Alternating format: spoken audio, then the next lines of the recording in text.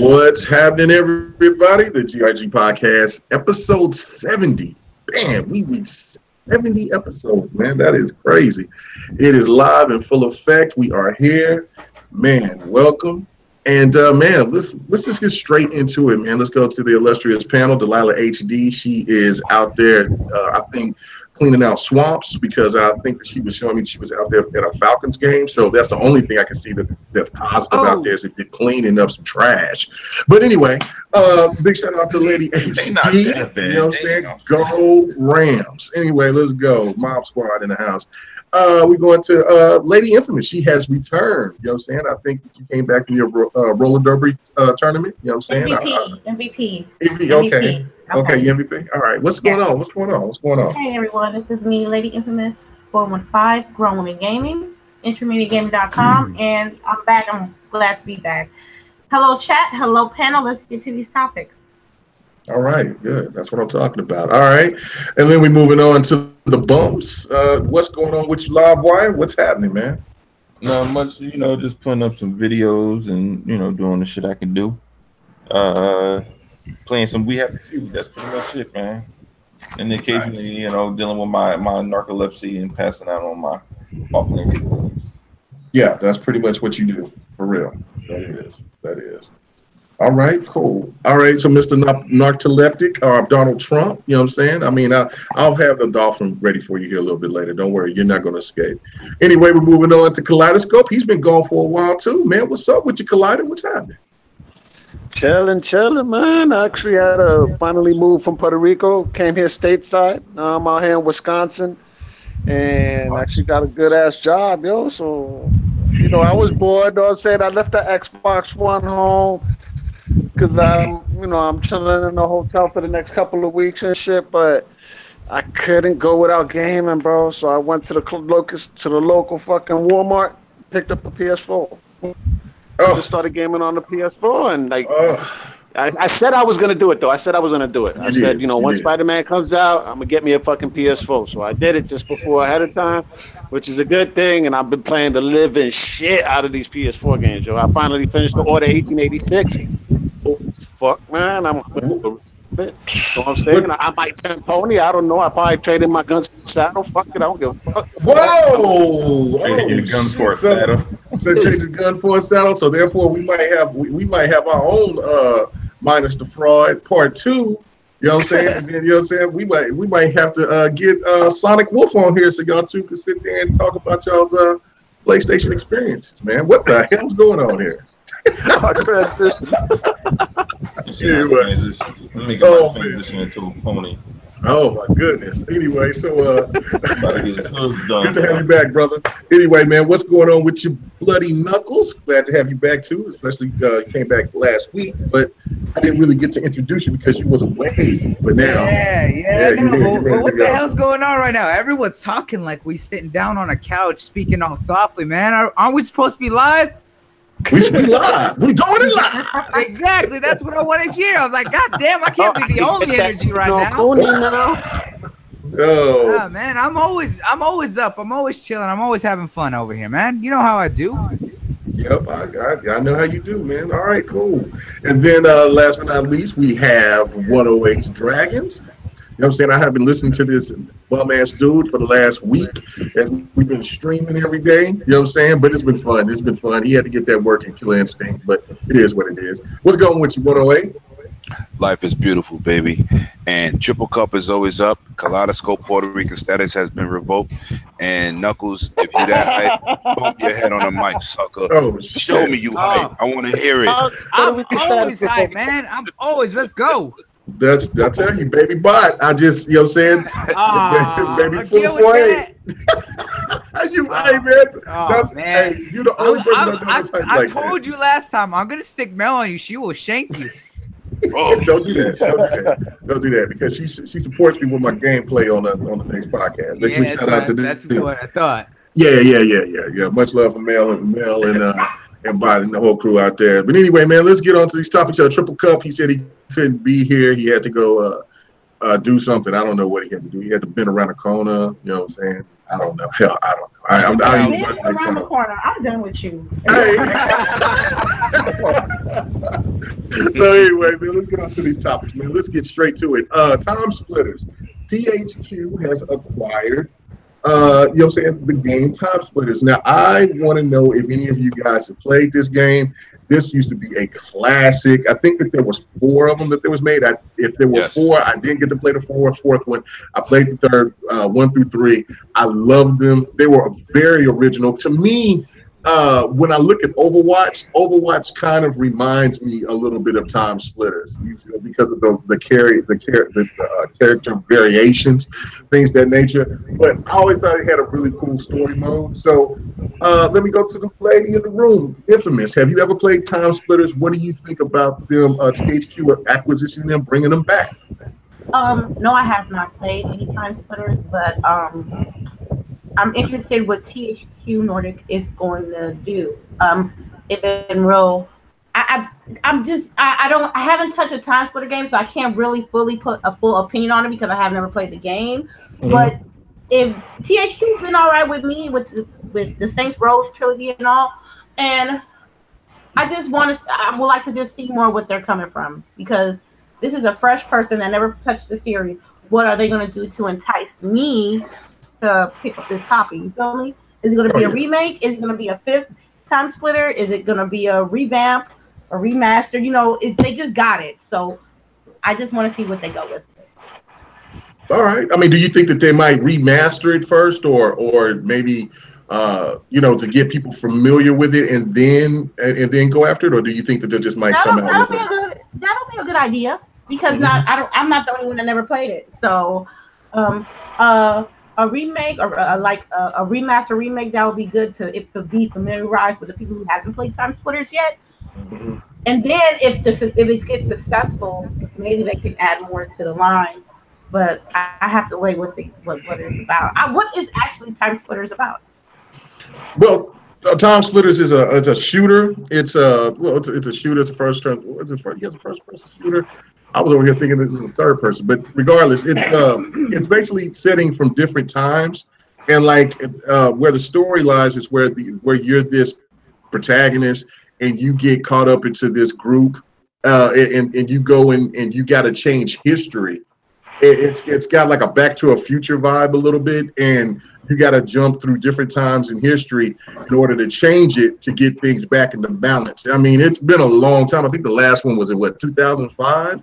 So it's been a minute since I played any of them. But I think it was on the OG. Yeah, I think the last one was on the OG Xbox. Yeah, I know it was on PlayStation 2. Yeah, that was the last one. GameCube. Yeah, it was on. Yeah, that was the last one. I don't think it was on the. I don't think there was a TimeSplitters on the Dreamcast though. But I know that it was on GameCube because my son had it. And then well, excuse me, let me pay the bills real quick. Shout out to Tip Donner for the $5 donation. What's up, GRG? Thank you for the dono. I really appreciate that. Appreciate that. Yeah, so sweet. Like I said, yeah. I just ain't lived long enough. Yeah, so I gotta see what they're gonna bring to the table before I even jump on it. It's too early to call. Yeah. Okay. Yeah. All right, cool. All right, what about you, Kaleidoscope? Have you ever played TimeSplitters? I mean, are you excited about this news? I mean, what would you want them to do? A remaster, or first for maybe $19.99 to get people enticed, or just a full-fledged reboot? Okay. Actually, I did play TimeSplitters. I actually played it on the OG, and I thought it was pretty cool. It was pretty unique.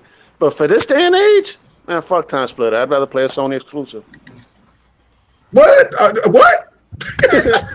I'm just serious, yo, man. Fuck TimeSplitters, man. I'd rather play a Sony exclusive. Oh, wow. Damn. Oh, wow. Okay. All right. I gotta take a sip on that one. I'm not playing Destiny with him no more. No, my goodness. All right, man. You want to play those? You want to play them Sony exclusive? Hey, he already got bit by the Order 18. What is it? The Order 18? Order 86, yo. 86. Yeah, correct me, please. He's trash. Hey, he's one of the Horizon Zero Dawn. You know what I'm saying? Right. Oh yeah, Horizon Zero Dawn is a really pretty game. Yes. Anyway, okay, so all right, moving on. Bloody Knuckles. What is your? Have you ever played TimeSplitters? What was your thoughts about it, or whatever? I did play the TimeSplitters games. It was quite a while back, but I did enjoy them, and I did always find them to be fun. They kind of back then, because of how absurd the kind of weapons were at that time. When you look at it now, it seems like what kind of inspired the absurdity for the kind of weapons that you would see in like Borderlands and stuff.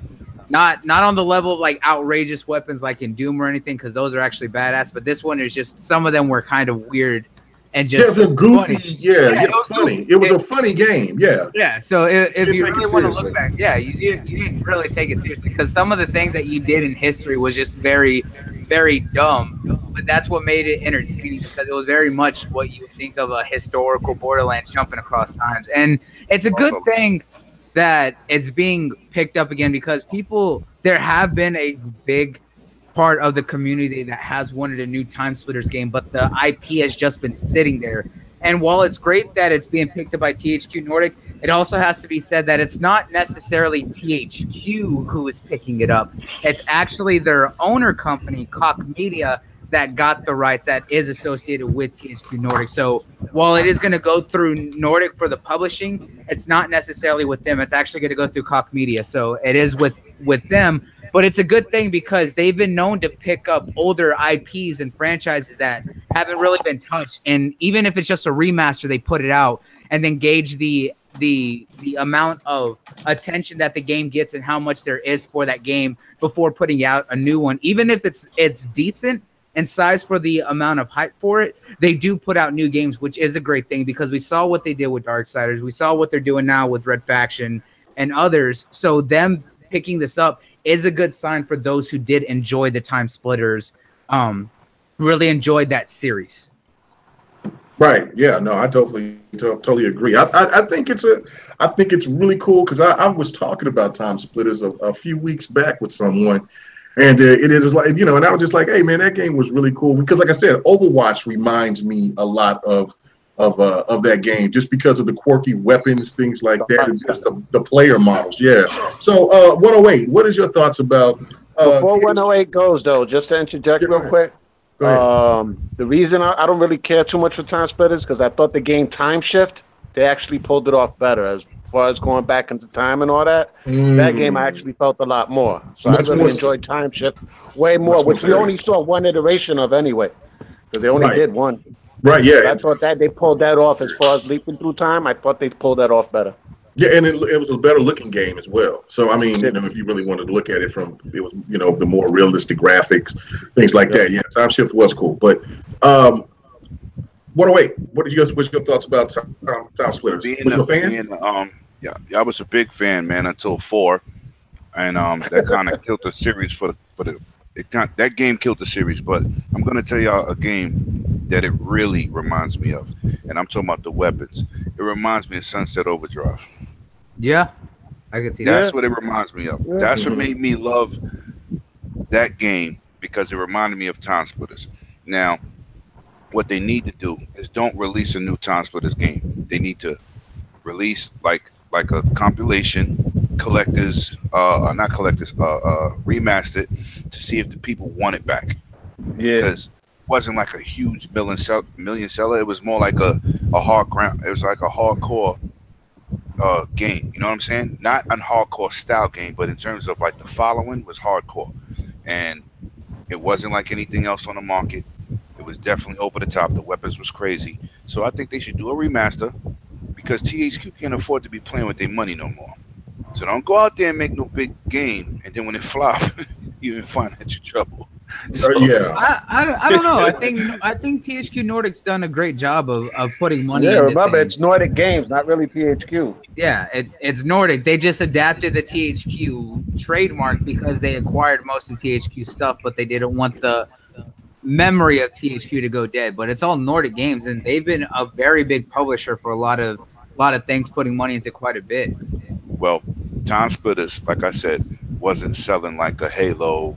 No doubt. No, what I'm saying is they need to test the market, because I'm a big fan. I know I would buy it, but they would probably do exactly what you're saying. 108, they're going to do exactly what you're saying, because look what they did with Darksiders. Yeah, they do that with every IP that they gain. They put out a remaster and really test the waters. Because like they just recently did that with like I said, with Red Faction, with the with the War Mastered or Mars Remastered or whatever the hell it's called. Remastered edition. Yep. Yeah, but they do that. That didn't go over too well, right?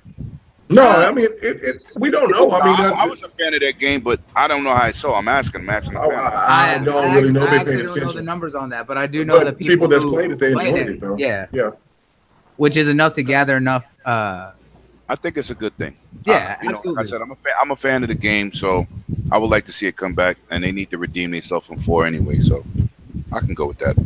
Okay, cool. All right, what about you, Livewire? Was you ever a fan of TimeSplitters? And I never played it, so I don't really have nothing to say on it. All right. They're just you just a non-gamer, right? No, I'm just yeah,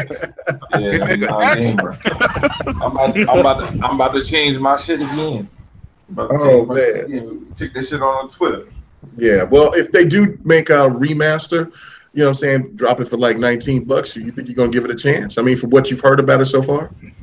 I tried it. Look, man, I tried out a lot of shit. I ain't played Dante's Inferno last gen. I just played it through back compat. That shit was dope.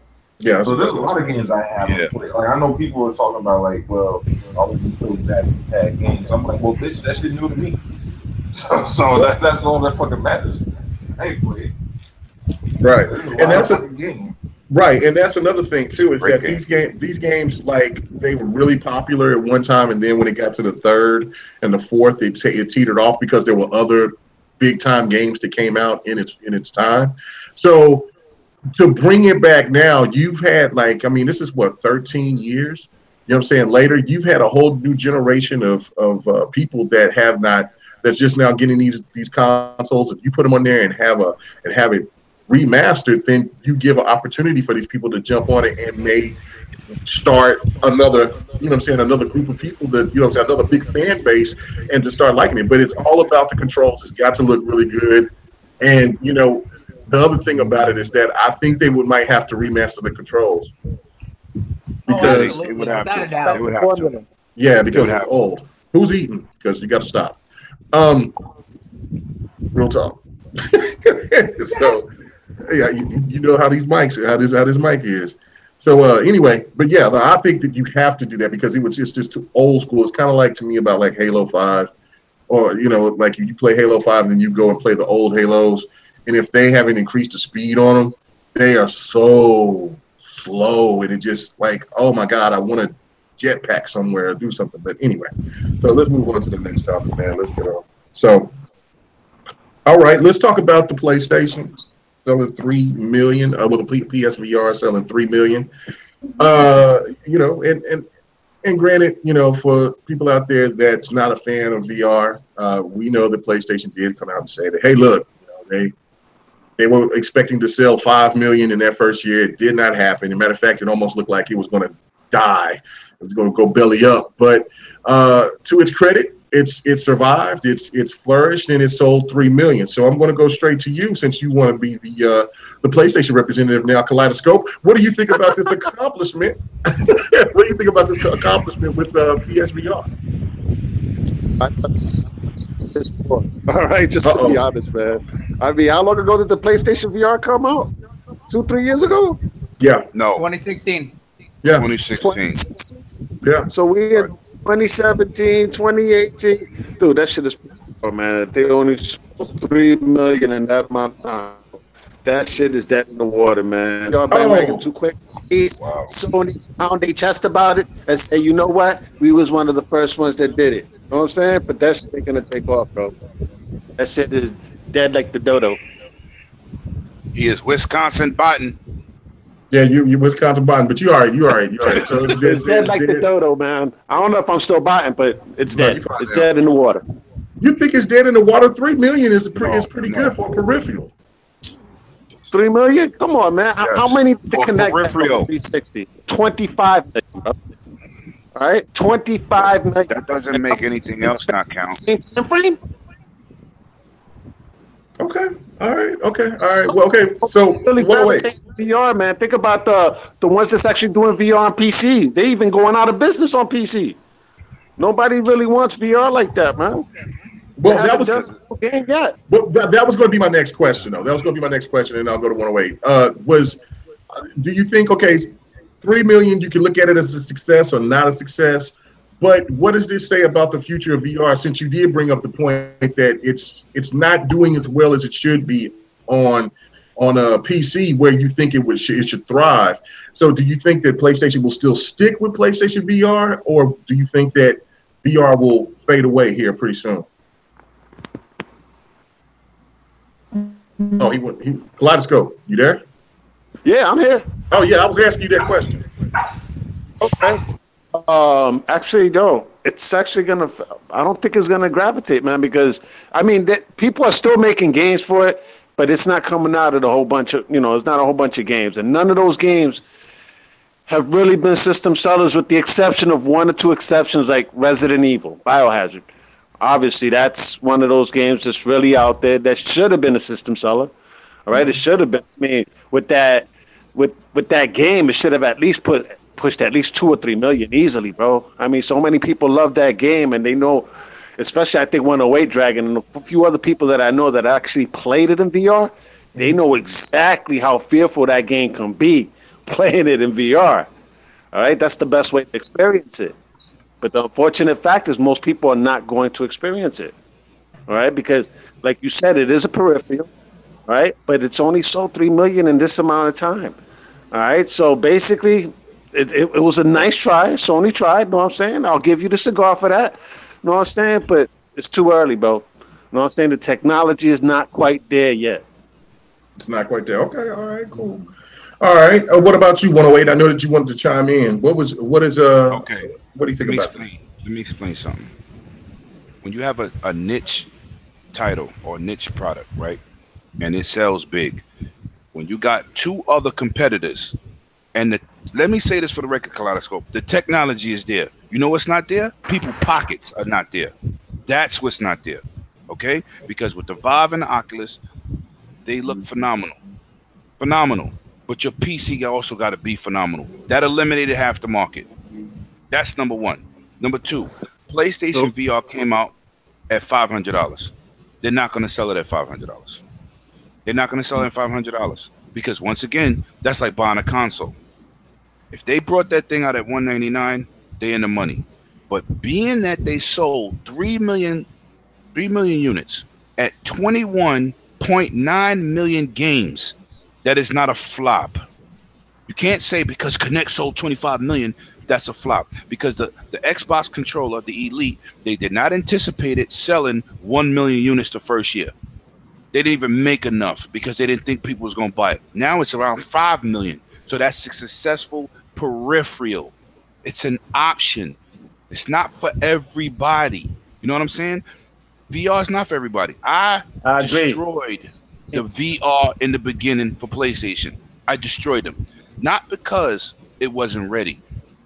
Because compared to the other versions and trying to charge that price, you're not in that category. But once they dropped it to $199, it's worth it because you get the same VR experience. You don't get the same visuals, but you get the experience. I own it, and it is definitely where it needs to be as an add-on. You don't know too many add-ons selling 1 million copies, let alone 3 million. That goes for anything. Headsets, special edition controllers. So it is doing well. They did hit a home run.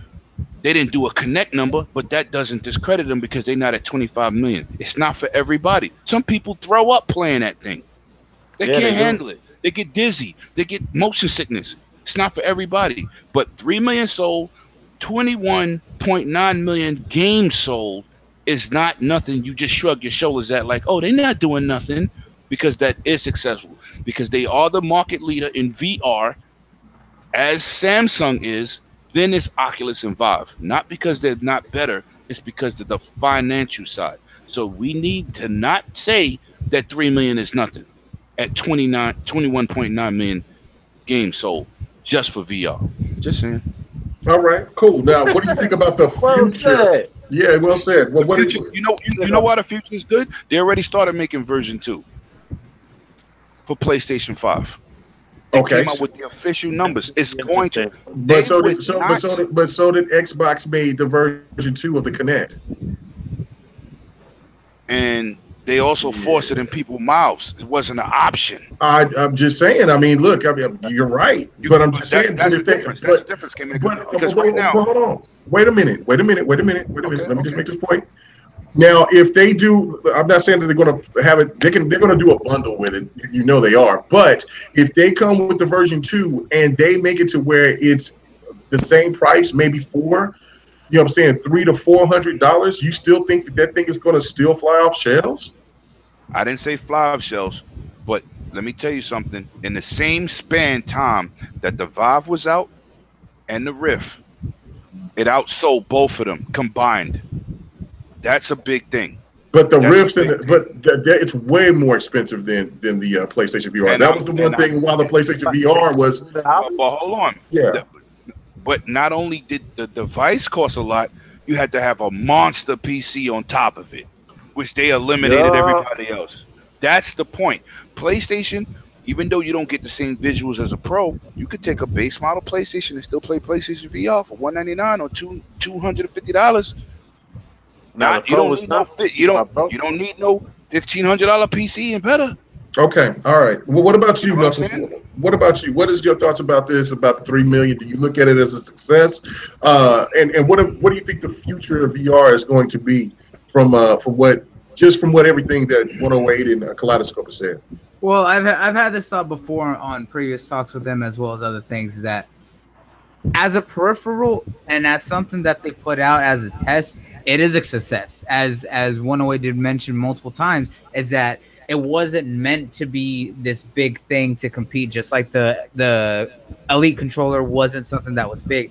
$3 million in 2 years for something that they weren't actively supporting. And I say that because of the fact that while there have been games that have come out for it, it's nothing really big. They've just been very small proof of concept games or really small things. They haven't been anything big. The biggest one was Resident Evil 7, which played fairly well on the PSVR. The issue with it is that VR is still in its infancy as a concept and as a true means of entertainment. And as 108 brought up too, people still experience motion sickness from that. Samsung Gear, Oculus Rift, HTC Vive, all other VRs that have been really well done. But as he pointed out, is that most of them, especially the Vive and the Oculus, need very high, at least decently built PCs, and that's going to high end. Well, high end. If you want it real good, but decent, but it's still going to cost you a couple hundred. And then there's the cost of the VR themselves to actually go in, which were about $500 to $700, $800. So that's almost $2,000 to just get you in. The thing that made PSVR so appealing for a lot of people is the entry point for it. And for the whole bundle being about, what was it, $250, maybe $300 for a while, and then just the cost of a base PlayStation 4 or whatever was, a significantly less than anything else. So for a total of almost $600, and that's excluding when they were doing the. No, at the time it was about almost because it first came out, it was like $500. Yeah, it was like $499, close to $1,000 for $499. Yeah. That's where they dropped the ball at. Yeah, they tried to get that big money price. If they'd have came in at $299, they'd have did better right away. But like I said, but either way, the other two had a year start, and it destroyed it. Yeah, they destroyed the other and combined less than a year. The reason that is because of the fact that it had a good entry point, and it wasn't something that took a lot. It had all you needed was a PlayStation and just needed the headset and the camera or whatever, and you're all set to go. I guess you needed the Move controllers, but I know that those were kind of fucking old anyway, so whatever. But for the most part, it was an easier price point to get into. And some of the games that were on the PSVR were games that were already shared from Vive and from the Vive as well as the Oculus. Now they got more support over the past few years, but they didn't have anything real big name. But for hitting 3 million sold, that's not bad at all. When the Kinect first came out, we make fun of the Kinect as much as we want, but that did decent numbers back on the 360. 10 million. Yeah, and that was a successful peripheral. Was it cheesy? Absolutely, when we look on it back now. But it was something that was tested to try and help prove that kind of concept and accessory would be wanted. Now, when they forced it with the one, that was something different. But those kinds of things do start out rough, and it just depends on what they do with it next. If they guarantee and push for software, because software is what makes or breaks VR. They need to have games and anything like that to really support it. Because if not, it's just a headset that you're not going to be using. That's just going to be sitting there. Okay. All right. Cool. Triple Cup Chuck, I see that you in here, but you are some Caucasian brothers' hands. What's going on, man? Man, See, at that point of the change, I was trying to find some other stuff, some paper rock scissors. You know, paper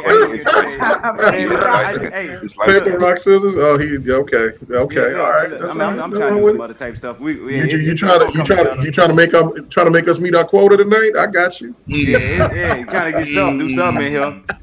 But yeah, man, shit, I'm up in here, man. You know, you just got off a 17-hour shift. You know what I'm saying? I'm still got energy. But I was just listening to what I ain't catch the beginning. You know what I'm saying? I apologize to everybody for me being late. You know what I'm saying? Everybody in the chat see you.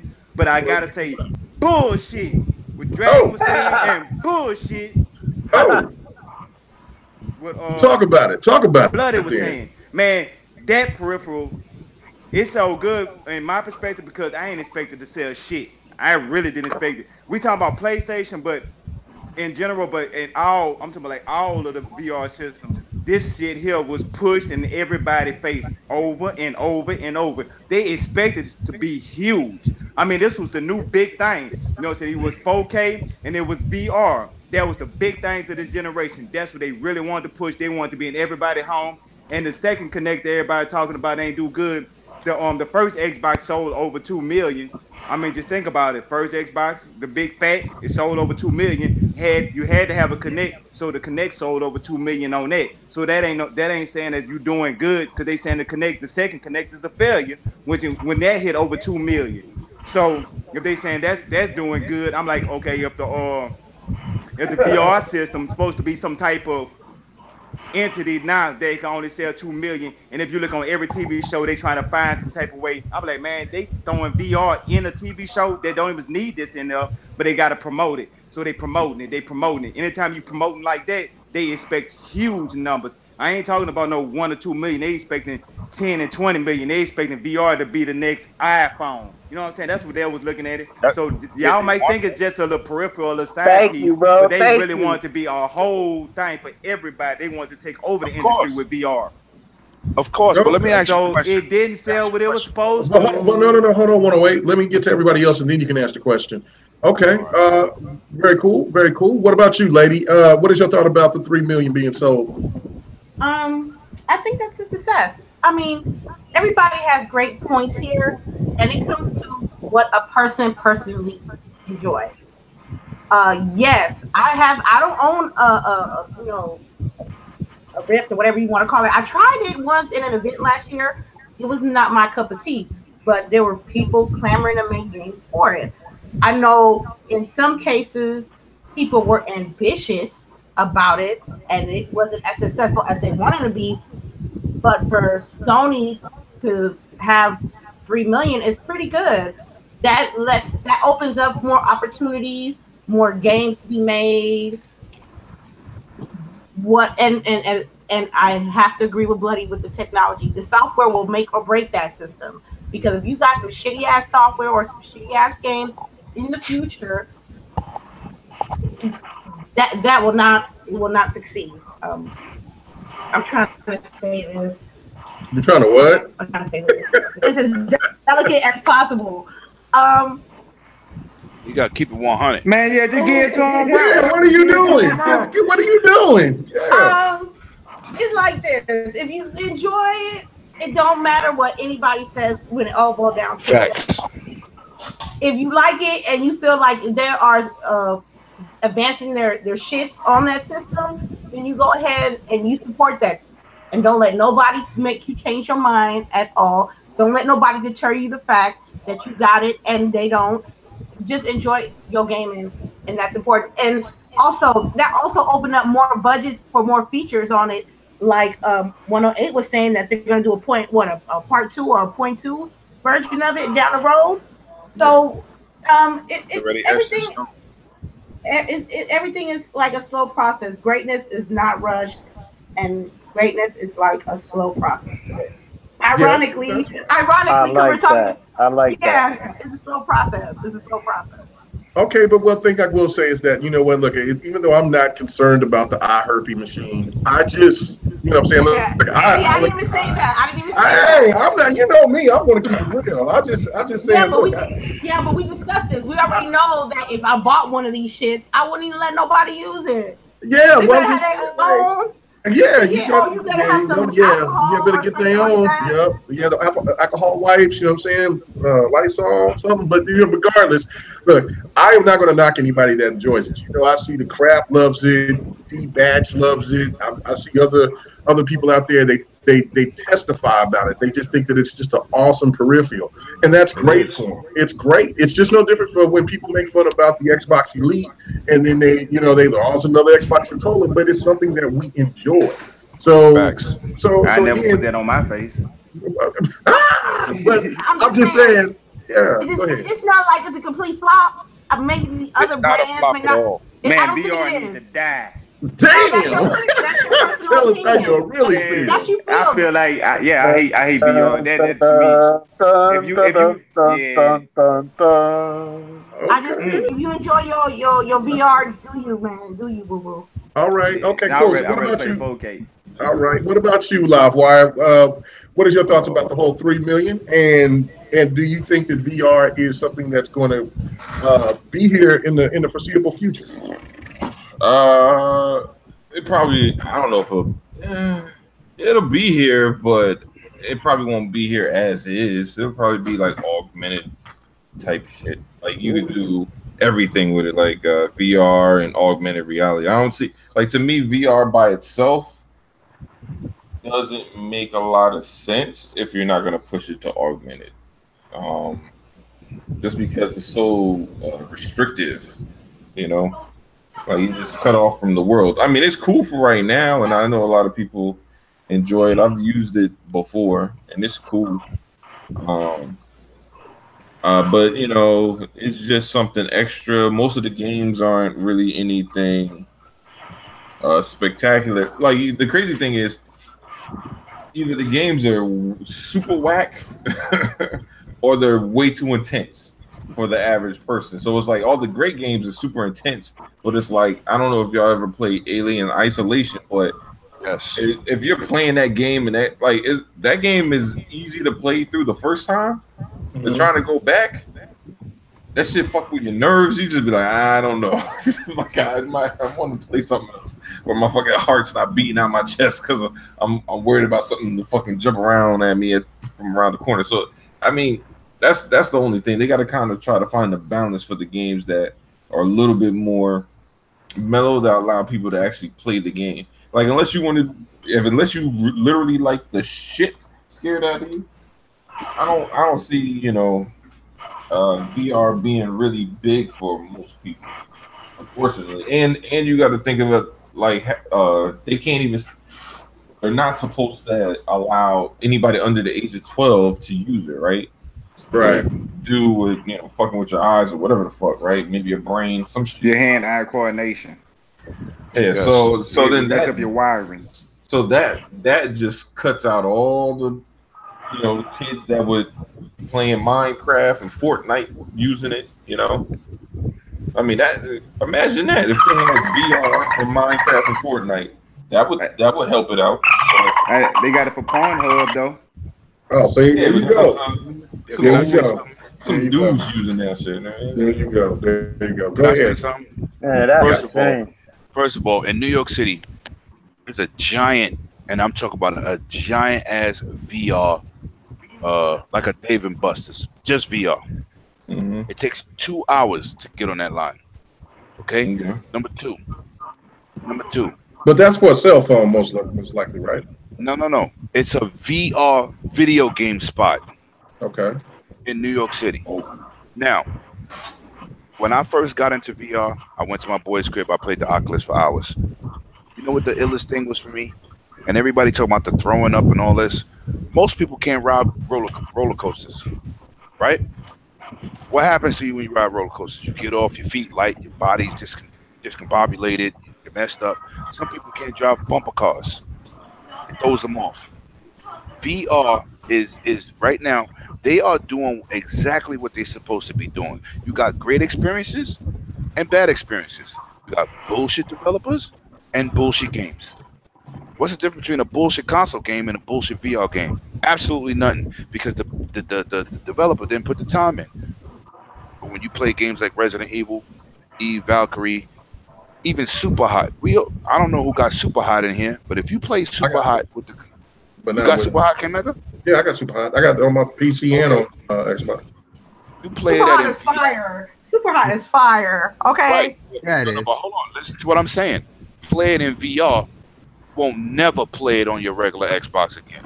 Oh, I can believe that. Like I said, like it has to be a certain game that got to get me excited. And they got to put the work in. Yeah, the one game that gets me excited to where I would consider buying VR would be House of the Dead. You know what I'm saying? That would be the perfect game for me. Like, okay, I'm with it.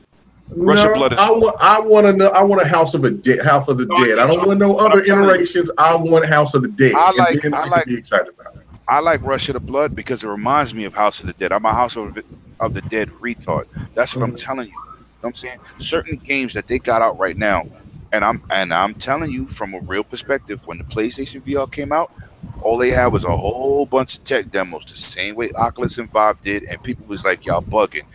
Now it's a different ball game. It's a different ball game. They're making full titles. Resident Evil, yes, it's one of the best games, but Capcom went out there and put the real work into making it happen. All right. And there's a few games out there like that. That's true. All right, cool. All right, people in the chat, let me know if you think that VR is you're going to see VR very prominent in the future. You can go ahead and let me know in the chat. I want to know what you think. Do you own VR? Do you think VR is? What is that? What is that in the background? Somebody's TV going. Anyway, people let me know in the chat what you think. Yeah. It's a fire truck. Yeah.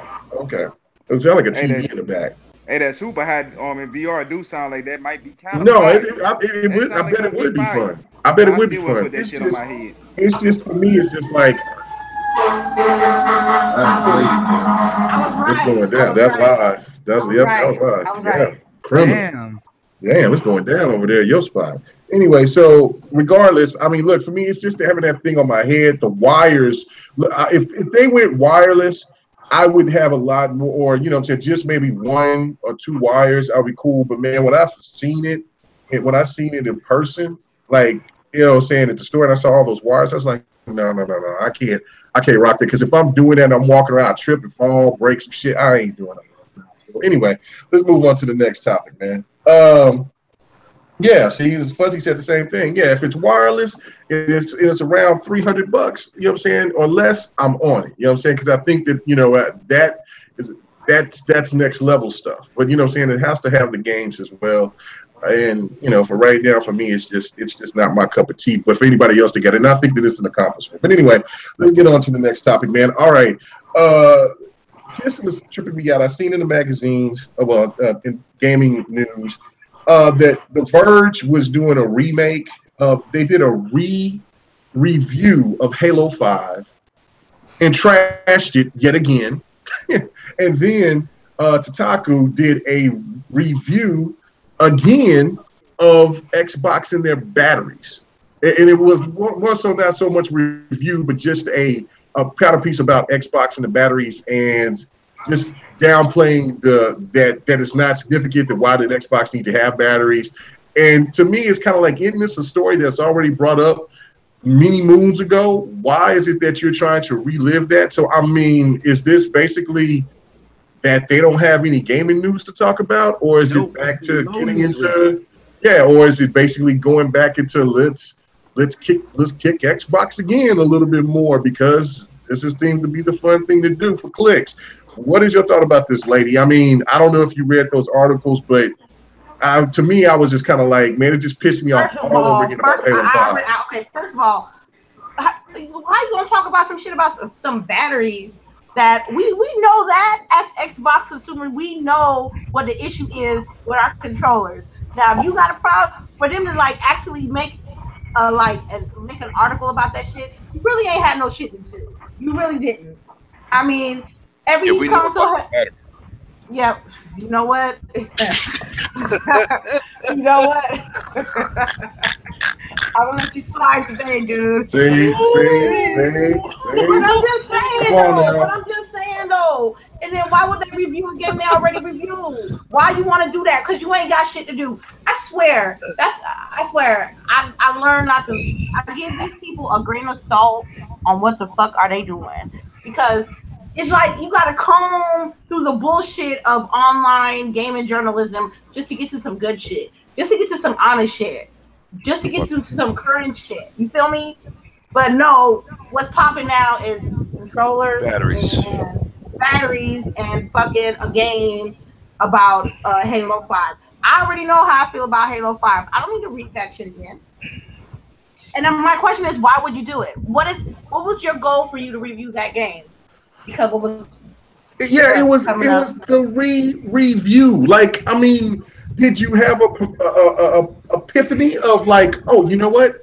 I played Halo the first time, and you know what? I wanted to play it again just to see if it's different. If you didn't like it the first time, why would you go back and play it the second time and then rewrite the same thing that you did before? Like, I don't see them doing that for Order 1886. No, that's the thing I was going to say. Like, what? You know what I'm saying? Like, I get it, right? Like, you know what I'm saying? You hear a little bit of about Halo news, you know, just a little bit, and it seems like, oh, we have to remind you that we didn't like this last Halo. Right. So, therefore, let's go ahead. You know, you see what I'm saying? So, your Kaleidoscope, man, what is your thoughts about this, man? And then the situation with the batteries, what's going on with the game? Yo, I thought the review, I thought that was just bullshit. I mean, the guy's just doing it just to throw salt in the Xbox's direction. All right, because seeing that Sony got a big major exclusive coming out next month, they want to, I guess, throw some shade towards Microsoft and whatnot just before this new exclusive drops. That's the only thing I see from that. And I don't what is the issue, dude? Like you said, if you ain't like the game, why the hell did you go back and replay it then if you ain't like it?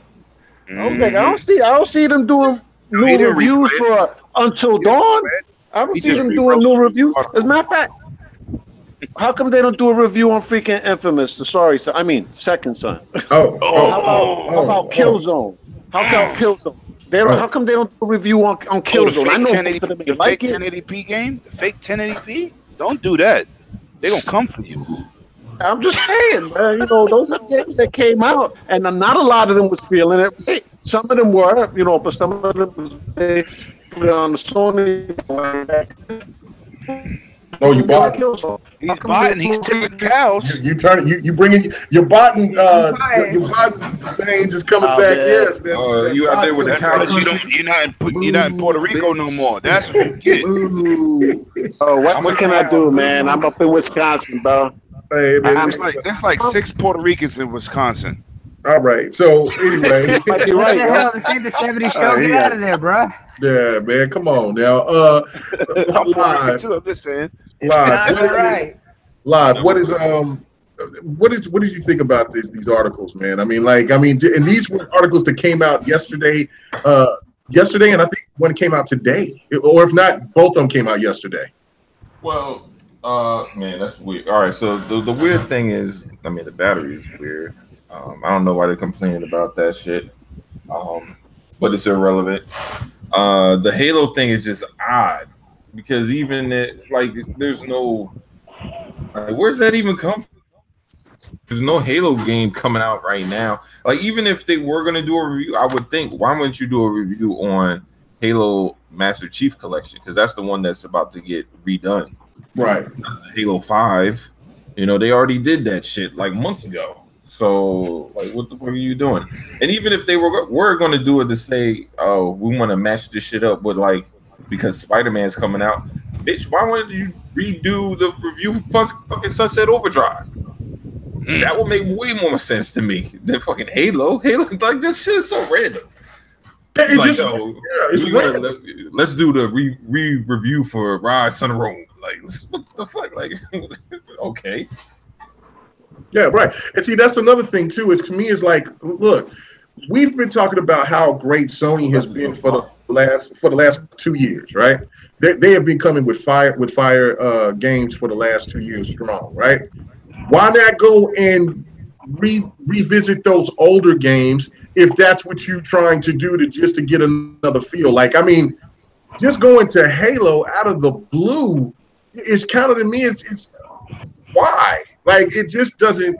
I mean, I can understand also if it's another person at Kotaku that was reviewing the game because they felt like they wanted to give it a chance. They never got a chance to play it, but they did. It's the same person that went back and did the same review. So I don't know. What is your thoughts about this, Bloody Knuckles? Man, I don't know. The fact that they're doing this is just, like you said, they're just trying to throw shade. I don't see them doing anything else for any other game. Are they going to do this in 5-6 years and do a re-review of God of War and still praise that it's the greatest game of the generation? I don't fucking know. But it's games that they chose a specific game, especially out of the Halo franchise, that they know was the most divisive in the series. They knew how people felt about it already. And honestly, they chose it at the right time to just kind of, I don't know, kick up some sand and see what people are going to feel about it, to get people like all angry and shit.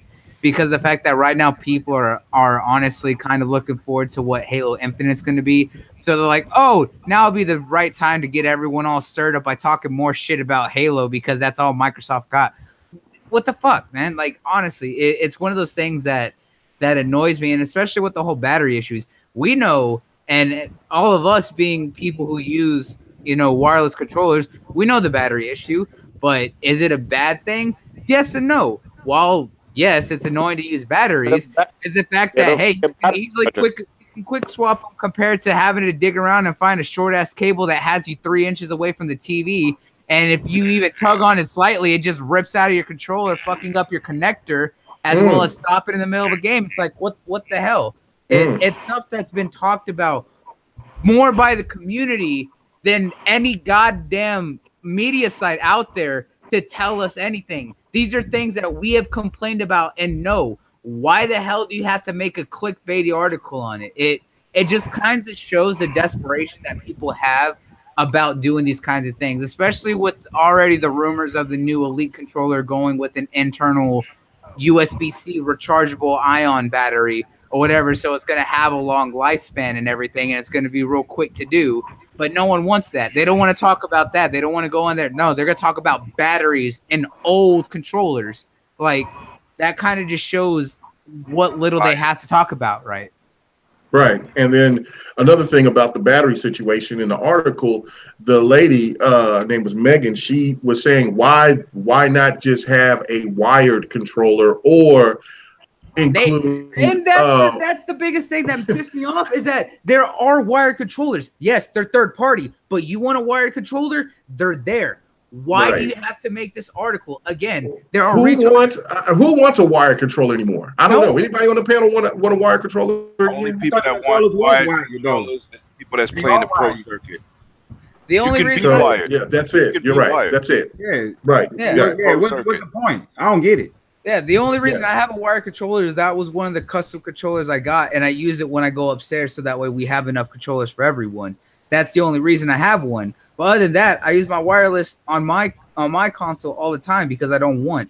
And plus, when you have a company like with what Tesla and all them are doing with the ion loop batteries, these things last forever. I've had the same 4 batteries that have lasted me almost a year and a half since I bought them last year, and they're still holding a better charge than any cheap batteries I would get from the store. Like, batteries aren't a major issue anymore. We got to the point where they can hold higher capacities than they did in the fucking 90s. Like, come on now. Right, and I look at it, the batteries as convenience, because I mean, look, if I got a, you know what I'm saying, you can like, if you're trying to charge, look, okay, like there's times like if I got like 2 controllers around me, because when I play on my PC, I got my controller with a rechargeable battery, and then also with my with my Xbox controller, I have that, right?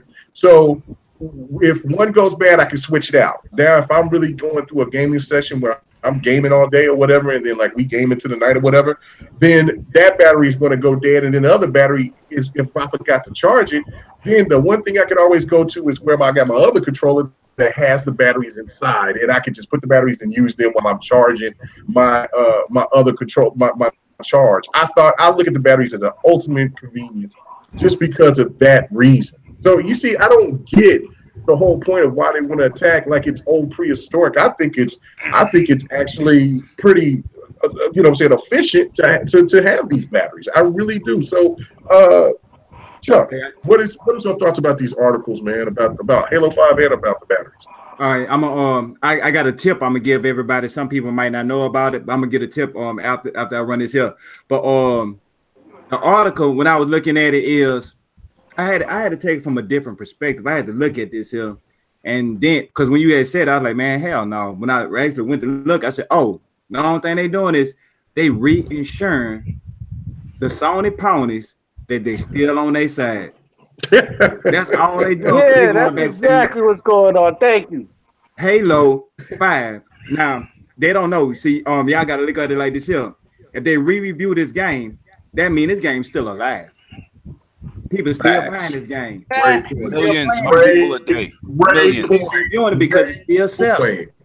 That's great point. Infamous and Order 1886. That's why they ain't do those games. They not selling them more. They dead. That's why they ain't doing Uncharted. You ain't gonna hear nothing else about God of War, the game of the year this year. You ain't gonna hear no reviews. No, I think they'll talk about it again. Yeah, I'm probably not talk about one copy of the order this month. Oh, re-review it? Oh no, they won't do that. They're not gonna re-review it because people ain't gonna be buying it like they still buying Halo. So new people is getting into this game, so they have to re-review it, and they got to show that the Sony fanboys that they still on their side. So that's what they're doing. And the tip I want to give about this battery thing. Okay, I feel the same way as you can make them convenient, because let's say if your controller, you get a dead cell in the battery, that whole controller gone. But with this, you can take the battery out, put another. You can buy some AA batteries, rechargeable batteries. You can buy plug-in kits, and the other thing too. If all this here go dead, you ain't got no batteries. You can get your phone charged and plug into the wall and plug into your controller and keep playing. Facts. Facts. What is people talking about? You can wire wherever you want to wire to the plug in the wall.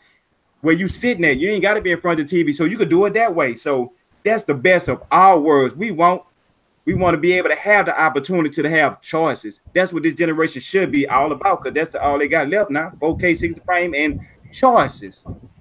Did you hear what my man said? He said, "Wow, plug it into the wow." Plug it into the wall. Exactly. Been around the corner. That's my boy right there. Triple Cup is up, man. After a 17-hour work day. Right. Giving them facts. And I did it too. Hey, look, I plugged it into the wall. So then I'm doing it. I'm in there with everybody. I do. Yeah. Oh, you done? I thought that was it. I was just agreeing with you. Like, yeah, hell yeah, I did the same thing. Kaleidoscope. I see you came back in. What is your thoughts about this, bro? Oh, the stuff about the controller. Can y'all hear me now? Good. Yeah, I can hear you. I can hear you. Okay. The stuff about the controller is the most retarded argument I've ever heard this generation, bro. I got a rechargeable battery. You know what I'm saying? And that motherfucker be going for like 24 hours straight. Yeah. And since it has a cord, I can just plug in my cord, no problem. All right, yeah, it was actually $29.99. All right, what's the big deal though, man? It wasn't gonna make or break me. I think it's a stupid argument, man. They just want to kick the dirt and kick the Xbox when they down, I guess. Oh well. Yeah. What about that? What about Halo 5? What is your thoughts about that? Halo 5? That shit is stupid, man. Is that why don't the guy do a review on fucking Killzone? I want to see what his review on Killzone was. Yeah. He ain't gonna do that. He's gonna do that because they just want to throw salt at the Xbox, yo. Like the way freaking Chuck said it perfectly, man. They just wanted to reassure the ponies that they still on their side. Yeah, true. What about you? And it's from Kotaku, yo. Kotaku was the one that did the re-review. The Right. Verge was the one that talked about the fucking. I realize Kotaku is a Japanese site. Yes. Is it? I guess named Kotaku. Yeah. Okay. So what about Japanese site? And let me get into this. First, we're going to get into Halo 5. They could never say nothing about Halo 5 compared to anything on PlayStation. Facts. Nothing like God of War and Horizon Zero Dawn combined. Facts. You could talk about the campaign wasn't good, but the multiplayer got 2 million people a day playing. Facts. Now let's get into this controller situation. Oh, hold on. You got to do it. Say it. Hashtag what? Come on Save now. lock. Yes, thank you. Yes, hashtag save lock, baby. Talk to him. Okay, go ahead. Now, with this controller situation, let's just do a comparison. And this, I'm gonna take a shot at you Xbox people that's using AA batteries. Y'all bums. Anybody that don't got a Xbox charge and play kit, something's wrong with you if you're playing with AA batteries. That's number one. Number two, when you have a PlayStation 4 controller, which the battery lasts 4 or 5 hours, it's horrible. But when that ion battery goes bad, you got to take that controller away. There is no replacing the batteries. There is no, oh, I could do it myself. That controller is done. I don't want the new Xbox controller to have a built-in battery, because once those cells die, every batteries, cars, motorcycles, trains, planes, the cells die. I don't want that. I want to be able to swap out my batteries on the go. Charge and play, baby. 30 hours of gameplay. 2 days, 4 days, 5 days, no charge. Facts. Anybody out here talking crazy about some batteries, it's a you problem. Oh, shit. Come on, don't do it to him. I'm doing this. I'm doing this. Don't hurt him. Don't hurt him. Get your 100 Xbox on the fan, pay that $24.99. Go get you that wire, 10 foot long. Got that charging plate. Got the battery with it. Charge it up. Light tell you it's done. You good for 30 hours of gameplay. Elite or standard controller. This dude is a clown. These dudes are taking that was a lady. That was a female. That was a lady that's even worse about the batteries. Which I was really tripping. I got one more batteries. Hey, like I said, man, I don't want to hear. Hold on. Let Chuck say. Let Chuck. Y'all got this quick battery tip. Just quick. All right, look. Y'all might be scanning with the $24 and $29. So I got another solution. Go to the dollar store. You can go buy the rechargeable batteries for $5, and you can recharge the battery for $5. They're not gonna last you number about 12 hours. But it ain't number 5. Even that is still good. That's still 7 hours longer than a regular PlayStation controller. Man, tell me, man, I got this PlayStation controller. Matter of fact, while you got me talking, let me go ahead and charge this son of a. Now look what I did. Look at that. When I turn on my PlayStation, that damn thing is going to be off, Jack. Because being that I'm a universal gamer, when I get on my PlayStation, I do binge playing. I bought a Energizer battery that plugs at the bottom. It was also $24.99. It came with 2 batteries and a charge stand. It gave me 20 hours of gameplay, rechargeable batteries on my PlayStation controller. Facts. I don't want to hear no more nonsense about batteries. This is stupid. It's an argument that don't make no sense. Real gamers don't use AA's, and I don't care if y'all took offense to that or not. AA batteries is made for Walkmans. Hey! I got my AA in my Black Panther and into my in my Rams controller, man. So I'm here. I don't know nobody using it, but I don't play them though. My daughter just turned 16. She don't have AA batteries. She got a charge and play. Hey, I got them for when, like I said, when we going through a gaming session, and like let's say I'm going through playing, whatever, if I go into a Forza mode, They back up. Yeah, they backups just in case if I forgot, like I just did with the PlayStation controller. I get what you're saying. Yeah, and so like I just pop them in and charging batteries, 4 of them. I'm not doing that. Well, that's fine. I used to get the charging place too. I got a charging place, but they got a different battery pack, and I like the Xbox battery charge charge little kit thing. Yeah, I like the official. Yeah, because I got a third-party one, what I got for Christmas. It's no good. Well, and it's okay. You know what I'm saying? It's but okay. Right. But it's okay. It's okay. Yeah, but it's not like the charging play is the truth. Yeah. So I got 4 of them. Well, yeah, it works a long way. I give you that because I got. And by the time you spend in the course of the year buying AA batteries, you could have bought that shit 3 times, 4 times maybe. No, why would you buy AA battery? Well, I mean, like for instance, like just for other things out there, like if I go to Sam's or something, and I'm like got a whole big battery pack, you know what I'm saying, like 100 AA batteries or something like that. $21. Yeah, for like $20.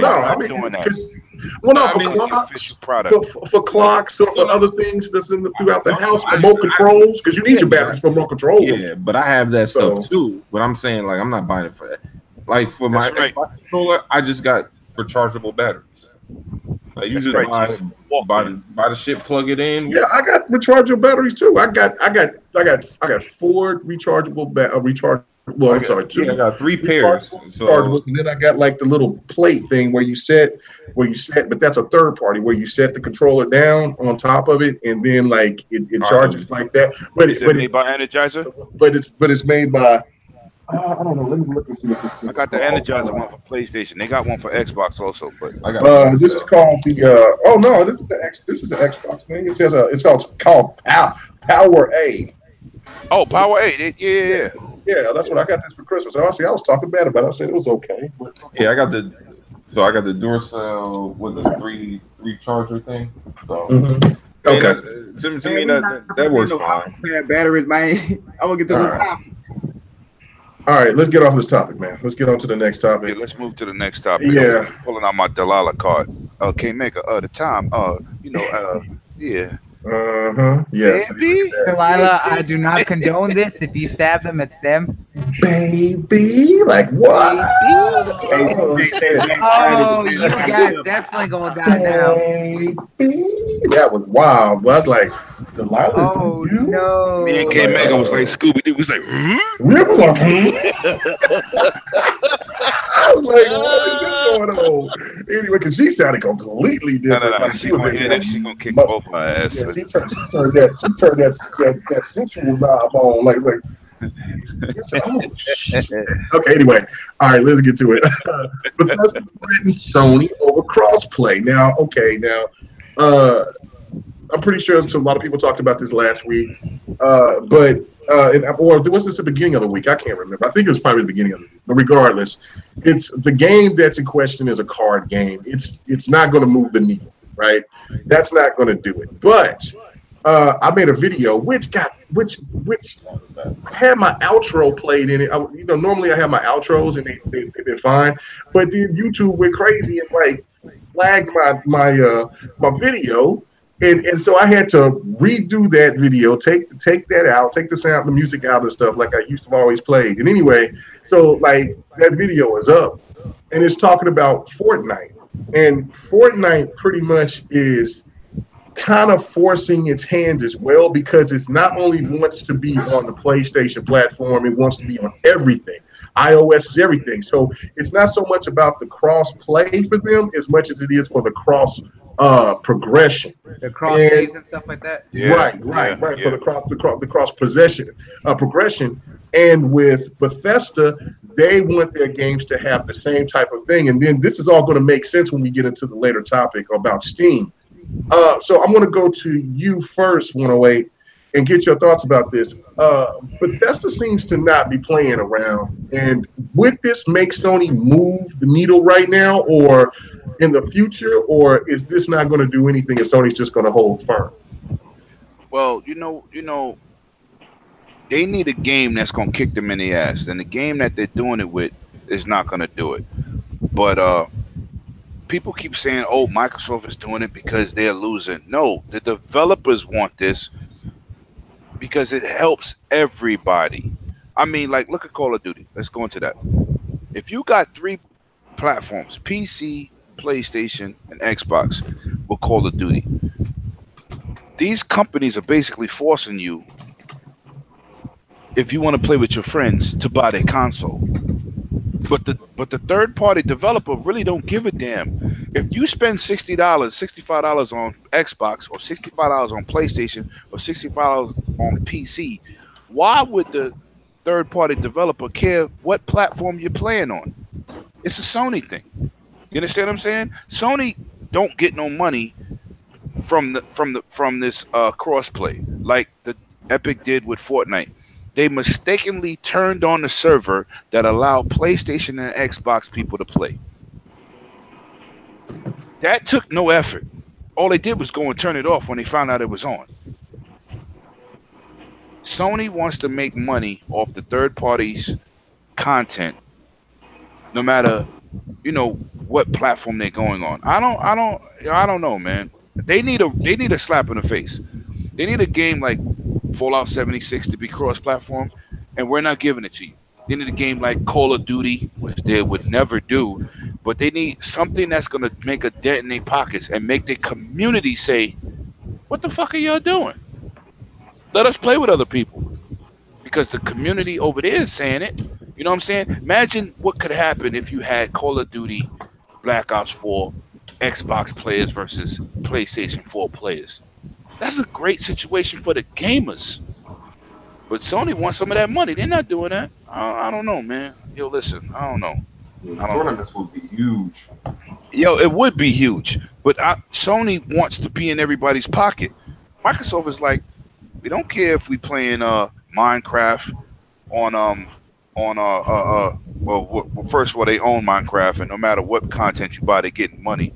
But they don't have to allow Xbox players to play with PC people or Nintendo Switch. You know what I'm saying? I don't even know if they necessarily fear that they'll help. No, they want some money. I don't fear that they fear. They don't think that they're gonna lose money.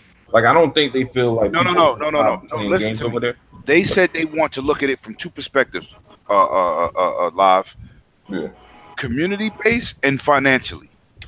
And where's Sony at? They want financials. They don't care about the community. They claim power to the player.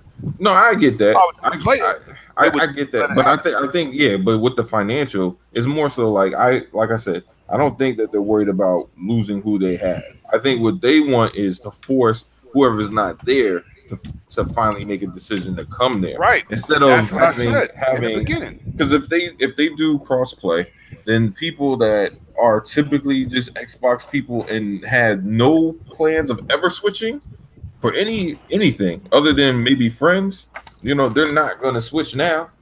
I got a question for the panel. Yeah, go ahead. I got a question. On PC, right? If anybody play here on PC, 30 frames, 60 frames, your computer, my computer, this service, that service, has it ever been different on PC? Nope. Has it? It's just one community, one game, one community. They don't want that because they want some of that money. That's what it is. Right. That's all it could be. It is.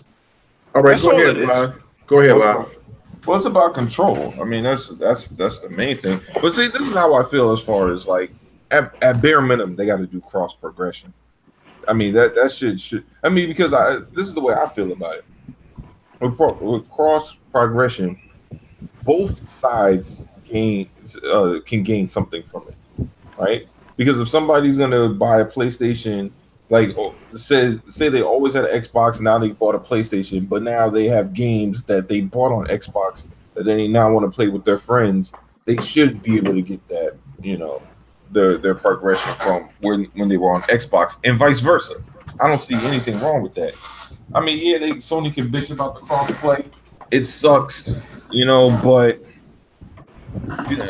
as far as we know, it's not going to change unless something drastically happens where major title. Sony's yeah, it's either going. It would have to be such a major title that I don't even know what. I mean, if Fortnite's not going to do it, I don't know what the fuck. I mean, what you call it? Got multiplayer Fallout 76. Like if they use Fallout, yeah, I don't know. I mean, Fallout's not bigger than Fortnite though, so. They're not listening. I don't know. For Fallout is a huge game, bro. That would make people pissed off. Yeah, you don't do that. Disrespect Fallout. Fortnite. Yeah. Don't disrespect Fallout. Hold on, Mega. I'm not disrespect. What I'm gonna say is Fallout is free. You have to buy cosmetic. Fortnite. You mean Fortnite? I mean Fortnite is free. You have to buy cosmetic stuff. You know what I'm saying? So it ain't like you can stay with one character that switches every day when you play the game and never spend $1. You know what I'm saying? I just bought Monkey King for like $29.99 because I'm a Monkey King karate movie fan. There you go, going left. But, calm down. Let's go. No. I'm talking about spending money in the game, King Maker. That's what the subject we on. So what I'm saying is, I didn't have to do that. You understand? I didn't have to do that. I was a fan of something and I purchased it, but technically I never had to spend $1 ever in Fortnite. Right, but Fortnite is also involved in this. There's like in that video that I made. Right. It was basically basically saying, look, Fortnite is helping this push for crossplay because that's where they get their bread is buttered. It is going with the cross progression and with crossplay. So that's what I'm saying. And so Sony hindering that, it's okay that you know what I'm saying, it's okay for the moment, but let's say that they do a season 6 and then they're like, okay, look, you know what, and Sony wants to play these games again, then you do have that game that will definitely get people to say, okay, look, I'm going to start having marketing deals with the competition or withdraw something from that. They have the power to do that. And Fallout 76 definitely has that, just any Fallout game. You know what I'm saying? A lot of those games for Bethesda, like let's just say Skyrim had some kind of multiplayer or some kind of cross-play feature in the new Skyrim or something of that nature. You don't think that that's going to get people pissed off and PlayStation start locking things down, especially as big as those games are? That's the thing I'm trying to say. Infamous, what is your thoughts about the situation? Infamous? Hold up, I have my mic muted. Give me a minute. It's really simple. They don't want. I guess they just trying to be haters, man. Because I can't wrap around the fact that why you not preventing. The only thing that I think that's what Sony is preventing crossplay is something for their next console. That's the only reason that I think that they're not cross-playing at all. I guess they're thinking about the long run. Personally, if I was Sony and I'm like, oh yeah, look at PC and Microsoft and Nintendo Switch all cross-playing together, but when we come out with the new system, we're gonna promote cross-play. Day one, but the problem with that is Sony's taking a risk. You know what I mean? Because they have the ability to crossplay, they just don't want it because they want to put it in their cards for their new console. Now, mind you, this is my personal opinion. So, I'm just saying I see it how it is because I got Xbox and PlayStation, so I don't really care what system I play on. But I'm coming from a business standpoint of why they're not releasing that access. You feel me? Mm-hmm. So, do I think a game like like Fortnite and GTA 5 is two games that could have been cross-play. You know what I mean? Mm-hmm. But they haven't done that. So the only other option is that they're holding it down for their new console that's coming up. And if they don't have cross-play on that new console, then Sony. But it's from a business standpoint, I can understand. But like I said, if I got both consoles, so it don't matter to me. Yeah, but I mean that's the problem, though. If you know what I'm saying, it is business, but you know what I'm saying, but it's hurting the gamer itself because look, you put in all this time on, you put in all this time into a certain game. Mega, don't worry about that. No. Let me. I understand that. Okay. Don't get me wrong, because I'm Master Prestige 6 on Black Ops 3 on Xbox, but I'm not even Master Prestige on PlayStation. That cross progression system should be good. We need that. Yes, I am, but I'm not gonna like cry over spilled milk about it. It's just the way it is. It's just like certain business practices we're not gonna like. We are not gonna like. I totally disagree because of the mere fact, and I'm gonna go to Knuckles, but okay. You can rebuttal me when I say this though, and then I'll go to Knuckles. But this is the reason why I find it to be problematic is the fact that, okay, it's just like you said, it's just like with Battlefield, right? Battlefield, I'm a lot further in play on Xbox than I'm on PlayStation. If I had cross progression, it would make me want to get involved into my PlayStation side of the games that I have over there and stream and do things of that nature just as much as I do on my Xbox. The one reason why I don't is because I'll jump on there on my PlayStation and then I'll be like a level 10 and then, oh, you fraud, you don't play no games. Well, you know what I'm saying? I got this game about 3 months ago. I played it till I got to a level 10. I'm over here trying to build up. Now you're worried about calling me a fucking fraud because I'm over here trying to, trying to play the game. Instead, if you have cross progression, you have that going with you, then that gives you more incentive to even buy other games on the opposite side as well. I feel you, and you know what? And I feel you on that. But that's coming from a gamer standpoint. You know, Sony is not the best when it comes to their gamers, because if it was, then they would have been open cross-plat. You feel me? They're more on the business side. They're more on the making money side. I hate to say it, Mega, but that's how it is. I'm not saying that your opinion is wrong, because I feel you 100%. Because, like I said, I play Call of Duty all the time, and I got 2 different sets of levels. But anybody that I play with on PlayStation know that, hey, she play on Xbox heavy. Don't let the rank fool you. And if someone want to be disrespectful to you, you mute their ass. Plain and simple. You know what I mean? But it's just a business standpoint with Sony. They better, if you don't, like I said, I don't know why they're not doing it now, but they better do it when their new platform comes out. I hope. Yeah, no, I totally agree. I totally agree with that. Okay, what up with you, Knuckles? What is your thoughts on this? All right, so I'm going to start out by saying everyone better buckle their ass and sit the fuck down, because I'm going to take everyone to fucking church, okay? Oh, shit. Here's the thing about this. Because of the fact that, all right, hey, the preacher's preaching. Listen up. All right? Okay. So here's the thing. Bethesda is saying that they're going to do this with what they want to do with Elder Scrolls Legends, their card game. Yes. This is not the game that's going to force Sony to give it up. We know that. But here's the thing that it is. They're using a genre, which is the card game, that has a dedicated community. It's not going to be attractive to everyone, but it has a dedicated community that already supports cross-play and cross-progression. For the games like Hearthstone, what we see right now with the Fable card game, with Gwent, and with this, there are people who drop several $100s for card packs across all those things, but they can continue their accounts across all their things. When Hearthstone first went to mobile, people were scared that they were going to have to start over again. But no, it went through their Blizzard account, so it tied everything together. So the $800, $900 that they spent on card packs on PC, they can now use on mobile. So they're able to keep everything together. The thing is, with Bethesda using this game as an example, it's showing that, hey, they're going to use a small game to start it off, but that they're not going to be afraid to do it in the future. The reason they're not doing it with Fallout 76 and any other game coming out right now is because of the fact that they've already announced these games for PS4 and everything else. However, Bethesda is the one company and one of the biggest developers out there. When they say something, they goddamn will do it. So if they say, hey, we're not going to support a console that doesn't want to support cross progression and cross saves,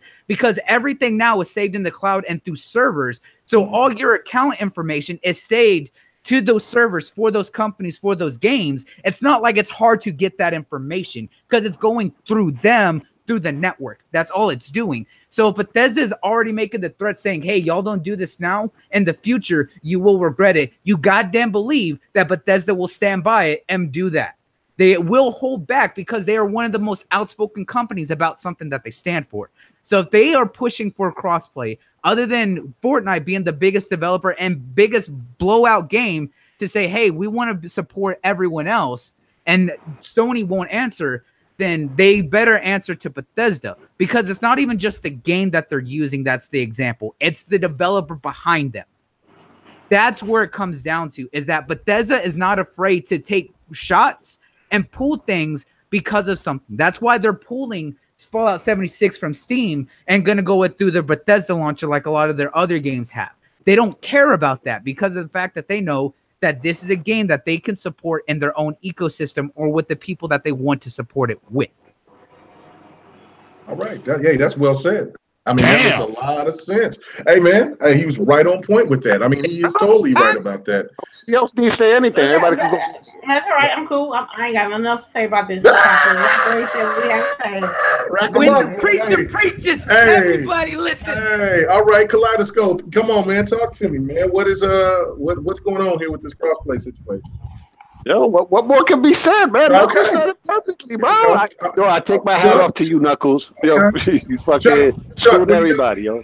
Chuck, what you got to say? You got anything to say about that? I got a little angle I could kind of touch in there. I mean, you know what I'm saying, Knuckles really did kind of like, you know what I'm saying, masterpiece, like, you know.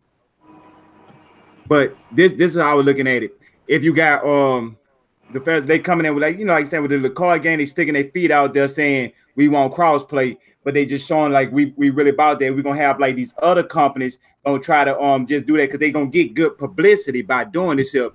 You know, the media eating this up, and that's gonna look good for the fans. But like, oh, they on the fan side, so EA, you think they gonna try it? Like, oh, the fans is like, no, so that's cheering the fans on. We dropping our loot box, we trying to do anything to get in good grace. Right now, EA, they're going to try with one of their small games. Look, we want the same thing. Oh, they don't want to do it. And before you know it, not just one company, EA, Activision, all the big companies, they're going to hit at one time. And that's how they're going to get Sony. See, it got to be more tactical when they do it because they want this here. Because to be honest with you, selling the games is not their money. Their money is these loot boxes and crates and maps and stuff like that, you know, saying season passes. Because of GameStop and places like that, they don't care who purchased the game on what system you purchased the game. They ain't thinking about you. If you buy an Xbox, you got to buy my version on the Xbox, and you get a PlayStation, you got to buy the same game again. No, these big corporations ain't thinking like that because you got all these gamers, when they buy one copy, that's all they buy for. So EA, whatever company they making one sale anyway, the statistics are saying that people buying two copies of the same game is very slim. It's the very, very, very few hardcore that do that. So with them knowing that, they know if you got buying loot boxes, you're not trading in the GameStop. We gonna make money. And when they start making money, they know that that's their best route. So all the companies, these big corporations, they're going to have to hit at the same time because they try to hit individually. Sony can still brush that off, but they know they got to hit it all at one time. And the reason why they're going to do it because it's going to be good in all of them favor and they're going to make more money. What drive a company? Money. And that's why they're going to do it because they can make way more money by blitzing at the same time. All right. I got one thing to say. There's one thing these companies can do to get that cross-buy situation, not play, but cross-buy where your information can go from cross progression.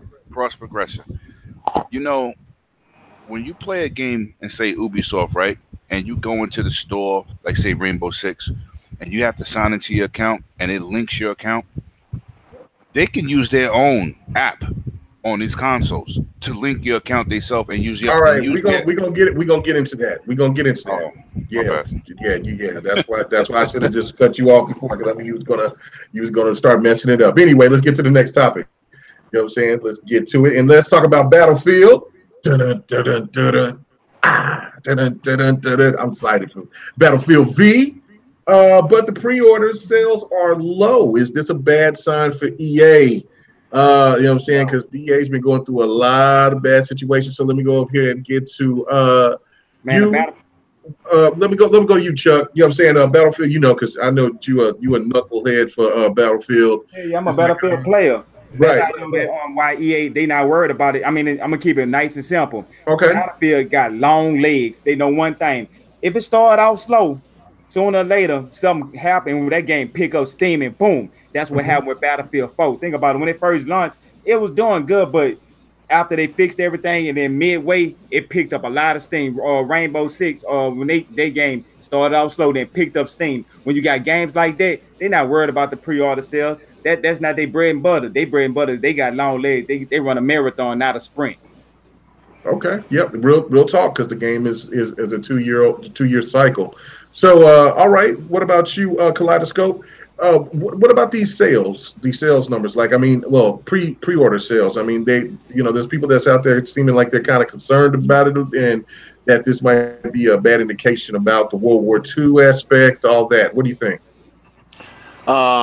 Is it Red Dead Redemption 2 coming out around that time? Because it's understandable because if Red Dead Redemption 2 is coming out around that time, I think mostly everybody's going to be playing that. It's cocky. Man, they want their money regardless. Remember how they freaking sandwiched Titanfall 2 a couple of years back, right? Right in between Battlefield and freaking Call of Duty. You know, they freaking cannibalized their own fucking game. And now they're going to go up against the biggest third-party game out there, which is Red Dead. I mean, they know how much people want to play this game. All right? I mean, just think about it. Alan Wake in 360 era didn't sell shit because fucking they launched right next to Red Dead Redemption. All right, great now, game, though. Clean that up. People going to jump back on Battlefield eventually, but they're going to jump back on Battlefield maybe next year, January, end of December, because everybody going to be playing Red Dead during that time. I don't know. I think it's not going to be till like March or April that anyone will touch Battlefield. Okay, so go ahead, Bloody Knuckles. What did you say? I'm just saying here, like he mentioned, is that while EA has been pushing good, right, and while Battlefield 5 looks interesting because me and you played it while we were at E3 this year, and I'm not a Battlefield person. I was just like, all right, it looks cool. I'm all for it, but I'm not gonna buy it day one. I'll say that it's not a game I would buy. Shut your mouth, you're not good. You're not good. No. You shut your mouth. You shut your mouth. I got good. No. All right, we ain't doing this right now. God damn it. Hey, little 5448, you get your mic cut, sucker. Ain't no Battlefield player.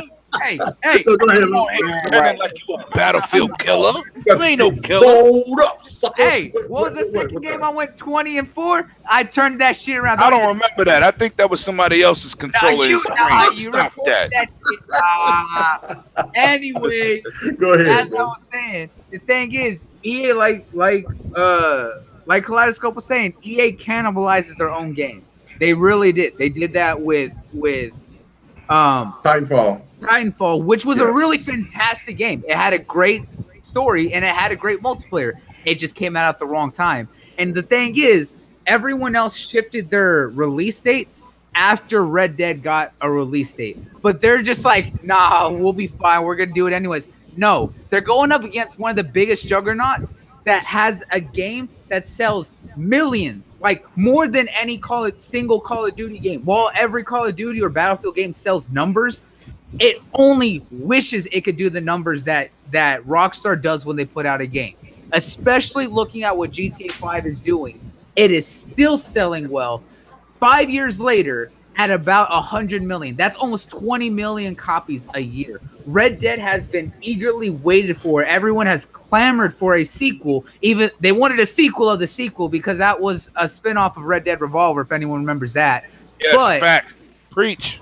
But the thing is, Red Dead has had such a big impact for a Western game that people were waiting for any semblance of a spinoff, especially after Red Dead Redemption 1 was such a big seller and how claimed the DLC and expansions came out for it. And now that they're getting a really big sequel to it that's going to expand on everything the first one did, completely add new things, and is going to have a full built online similar to what they've established with GTA Online through GTA 5, you realize how much money that is going to make, how many numbers that is going to do. Battlefield not choosing to either release earlier or later against this juggernaut is them just being cocky, and it's going to hurt their sales. All right. Okay. All right. Not you, 108. Livewire. Damn. Yeah, but let Livewire say something. Livewire been quiet, man. You gotta give him. He's not a man of many words, but okay. Right. That's what I'm saying. Like you gotta feed him the crackers. Yeah, let him go. Yeah, go ahead, Trump. Well, I mean, look, I don't know how many people own EA Access, but that probably reduces the pre-order sales a little bit because people feel like there's no rush for it. Especially EA Access, you always can get the discount whenever. It's not like you got to pre-order the shit well in advance. EA Access. Yeah, for Battlefield, right? Yeah. Oh, Battlefield. Yeah. Yeah. So it's just like, there's no rush for it. Plus, I like playing with playing it for the the preview 10 hours and shit. So I don't think it's a big deal. Especially the type of game it is. It sells over time. Look, man, if Ghost Recon could, not Ghost Recon, Rainbow Six could come out and everybody said that shit was dead in the water. Nobody bought that shit, and that bitch still selling to this day. As long as the gameplay is fire and the modes are fire, people gonna play that shit. They might not play that shit heavy day one because of all the other shit coming out, but people are eventually gonna get tired of Red Dead. Because as much as people love Red Dead is not Grand Theft Auto. You're not putting flying cars in that bitch and a fucking bunch of semi-automatic weapons and fucking grenade launchers. It's different, a lot.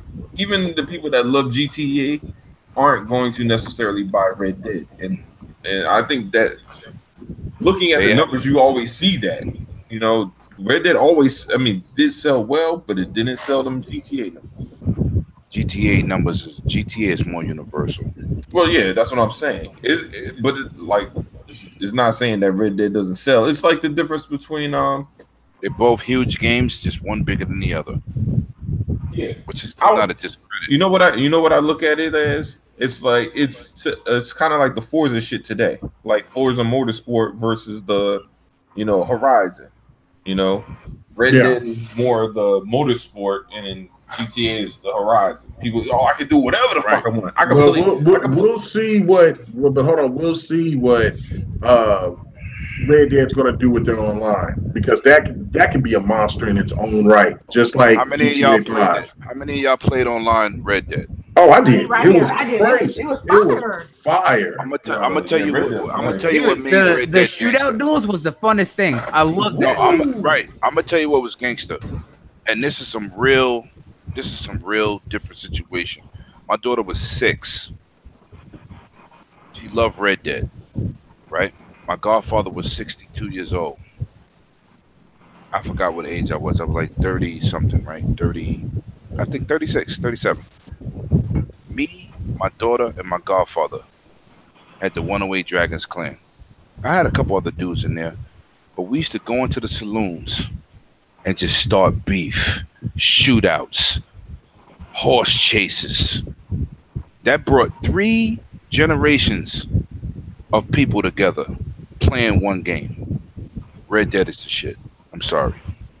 Red Dead is the truth. No, Red Dead is the truth. Go hunting together.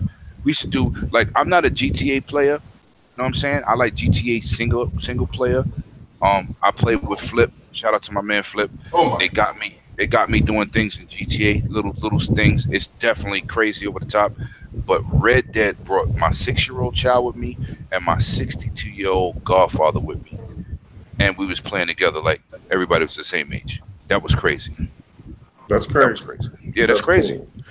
All right. Kaleidoscope, you got anything to say on this? Redemption? About Battlefield. I'm the one that started, bro. Oh, that's right. I don't know. My bad. Okay. Well, so I guess. Well, wait. Did I hit you? I didn't get into Battlefield. Well, you. I didn't get into Battlefield. I just wanted to say my Red Dead because you went out. Yeah, I know, but you just went out. Infamous, and I was like, oh, because you was going to be the next person I go to. Well, shit. Can I say something? Go ahead. Man, I'm sorry for Battlefield 5. Yeah, cuz. I'm so sorry for Battlefield 5. I mean, I want to play that game, but man, I'm going to be on that Red Dead too much. I enjoyed playing the first one on the 360. Mm-hmm. The story mode was amazing. The side games were good. Online, it was good for its We time. went left. This was supposed to be about Battlefield 5. Well, I'm telling you why. Okay. Well, what you're talking about Red Dead? Because it can't handle that juggernaut. Okay, you know what? I'm gonna spend more time on Red Dead than Battlefield 5. That's why the sales are going down. They might go up after Red Dead releases, and they get maybe. But by December, by the holiday season, everybody done played Red Dead, and they're gonna have. Okay, we're not talking about no more about Red Dead. Oh, okay, we just made a point. We made a point. We talking about Battlefield. We stayed on topic. I made this pass. Puff pass. All right, then Puff pass. That's why. Well, that's why. Okay. All right. Puff pass. All right. Okay. All right. Wait. Stay on topic. All right. No. I wanted to get my Red Dead out the way. Let me tell you something, man. Battlefield 3-hour podcast. Yeah. Battlefield won't have no issue selling, and I'm gonna tell you why. They dropped a trailer yesterday. 1 million views. I'm pretty sure everybody was hyped, and they teased the PUBG mode at the end with like a nuclear flame pushing everybody to the middle. It was incredible. 1 million views. I ain't seen nobody disappointed yet. I played it during my live stream today. Everybody was like, yo, that's crazy. They ain't gonna have no problems because this is a big AAA title. And you know what the problem is with AAA titles in the holiday season? People got to make decisions because the bank gets broke. Facts. That's the only problem they're going to have. Choosing which AAA title they're going to buy. Red Dead is going to sell. Battlefield going to sell. Forza going to sell. And Spider-Man going to sell. Just that, how many people going to buy all four is different. That's all it is. All right. That's all it is. All right, cool. Now I just want to make my point about Battlefield, then we'll move on. Basically, this is the thing for me is that Battlefield's had so many opportunities to take the spot, to take the shooter genre this generation, but they've fallen short because EA has just made blundering move after blundering move. Just go back to looking at Battlefield 4. Battlefield 4 was primed to take Ghost. Everybody was disappointed with Ghost. People thought that COD was going to enhance it. It was going to enhance the game like Battlefield was enhancing 4. And lo and behold, the game was fucking broken. And after a couple of months, it was already on the sales racks. That's how I came up upon my Battlefield 4, right?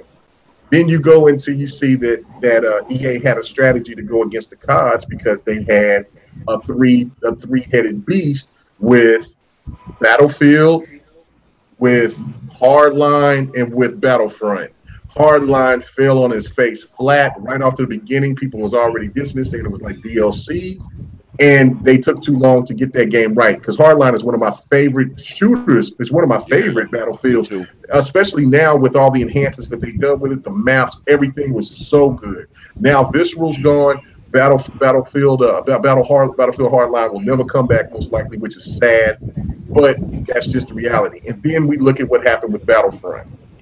Okay, Battlefront 2 was right there on the cusp, about to take COD, do everything that there was going to three-headed monster, and sure enough, they fucked it up with the loot crates. Now, I'm a huge Battlefield fan. Battlefield is so much better than COD by leaps and fucking bounds. But the problem with this is that because they were having a strategy with the three-headed monster, they started thinking that if they went back to World War I, they go to World War II, maybe the Korean War, maybe Vietnam, shit like that, and then work their way back to the modern stats. And when they had the modernization of Hardline, people wouldn't be caring about it so much. And plus, you had the futuristic shit with Star Wars. They had everything in order. But they don't now. They only got one, and Activision or somebody else might get Star Wars now because EA's made such a blunder of it.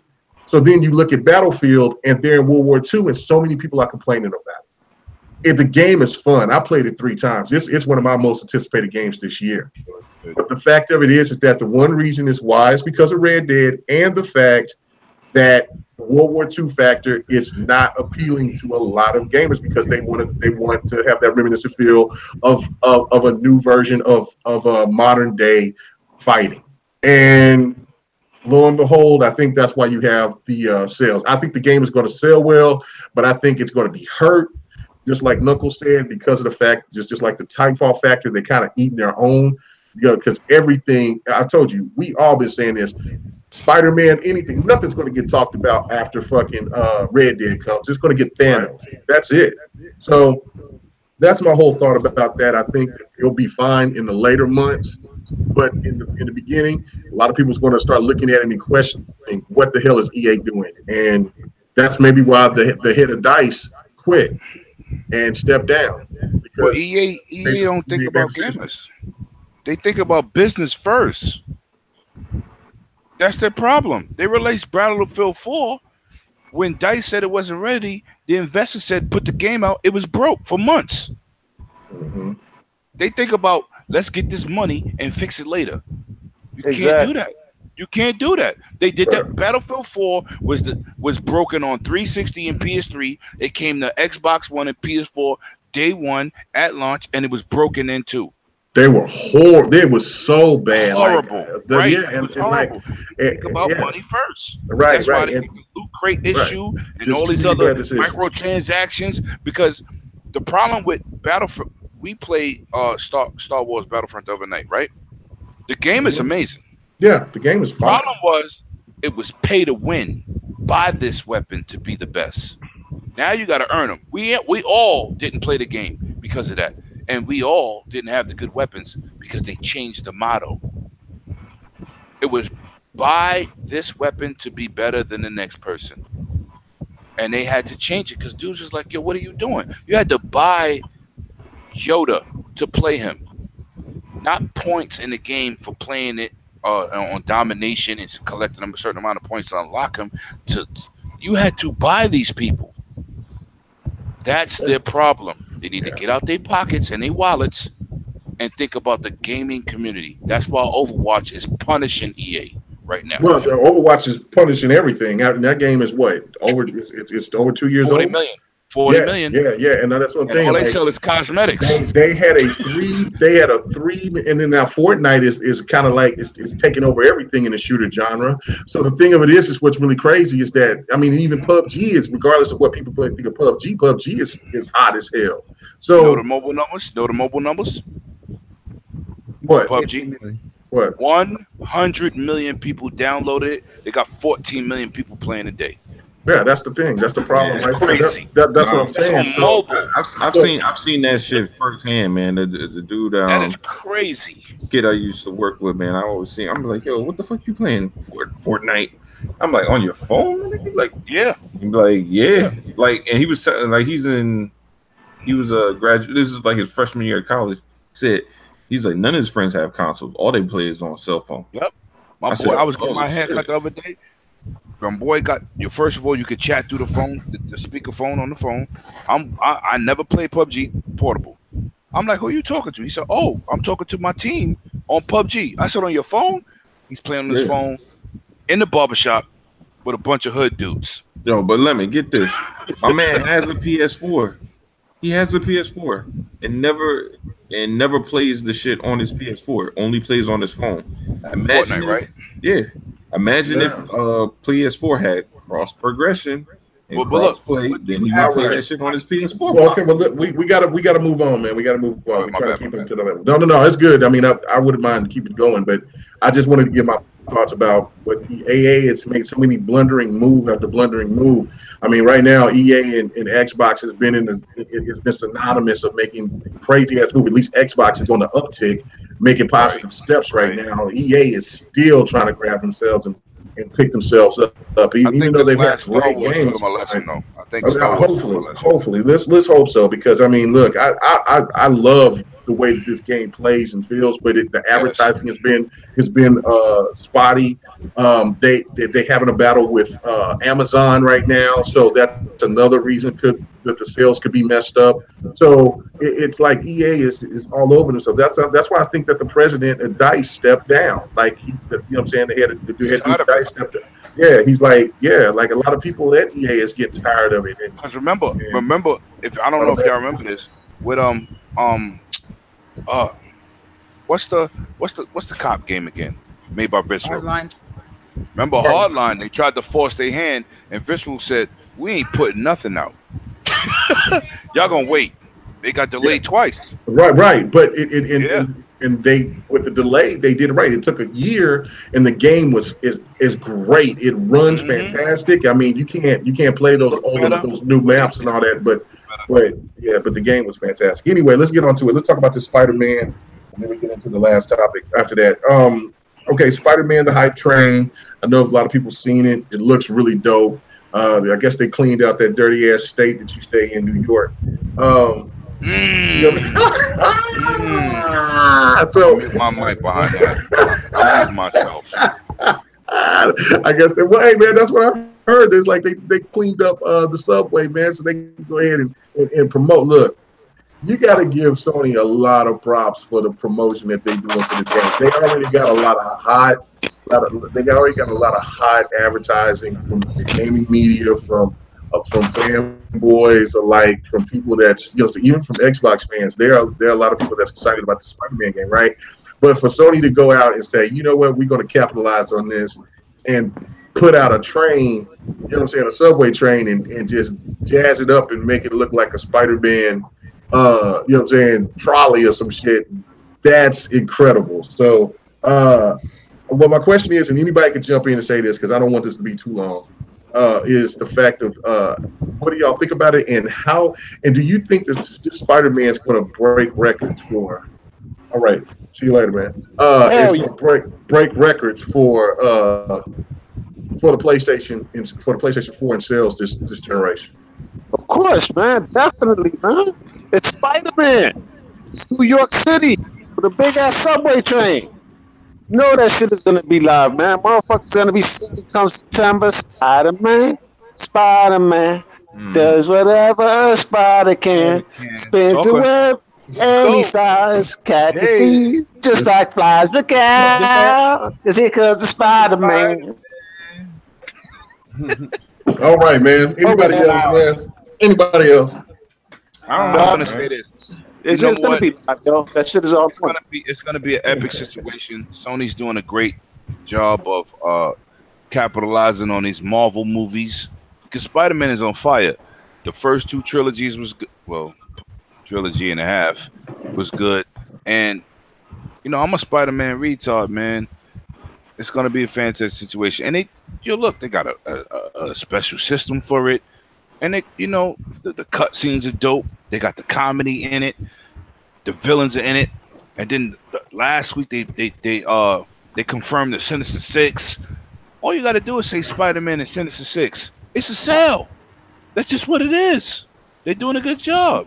Yeah, and for all these people that's hating, go jump off a roof. Well, it looks like Sony is for the movie that they were trying to make. They implemented this into the story of this Spider-Man game, plus the fact that it's also going to be a part of the like Knuckles said earlier, that it's going to be a part of the comic book. It's going to be canon. So like Sony is made a big move in the right direction with this. Another thing that they've done this generation with the Minus Touch when it comes to their advertising, that's pretty damn dope. Like Xbox did some really dope shit when they were introducing I forgot what game it was out there out there in Europe, in the UK, and they had it all painted on the wall and stuff. I don't know if it was Gears or I think it was FIFA. I don't know. It wasn't FIFA. It was an Xbox exclusive game. Oh, exclusive. But, yeah, I don't know which one it was, but it was a dope ass thing that they did.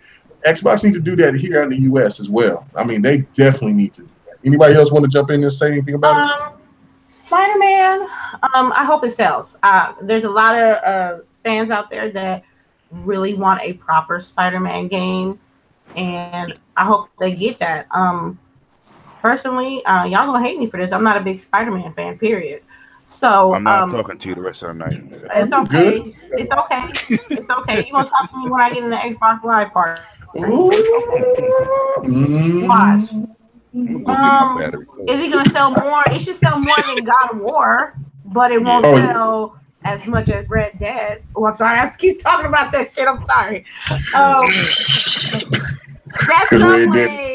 That Subway promotion is fire though. You cannot knock that. No, it's fire.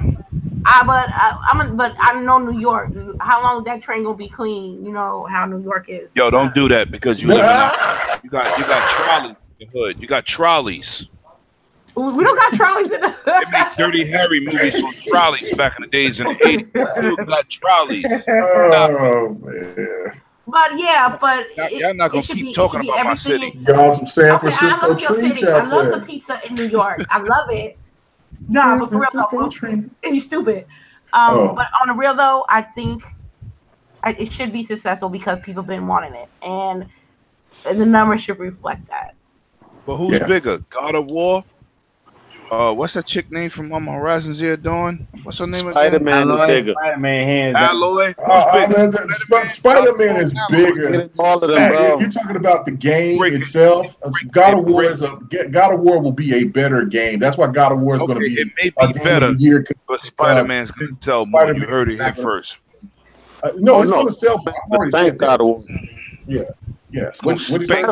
Spider-Man is going to call out the attention of all the casual gamers. Me, for example, my cousin always owned a PlayStation 4.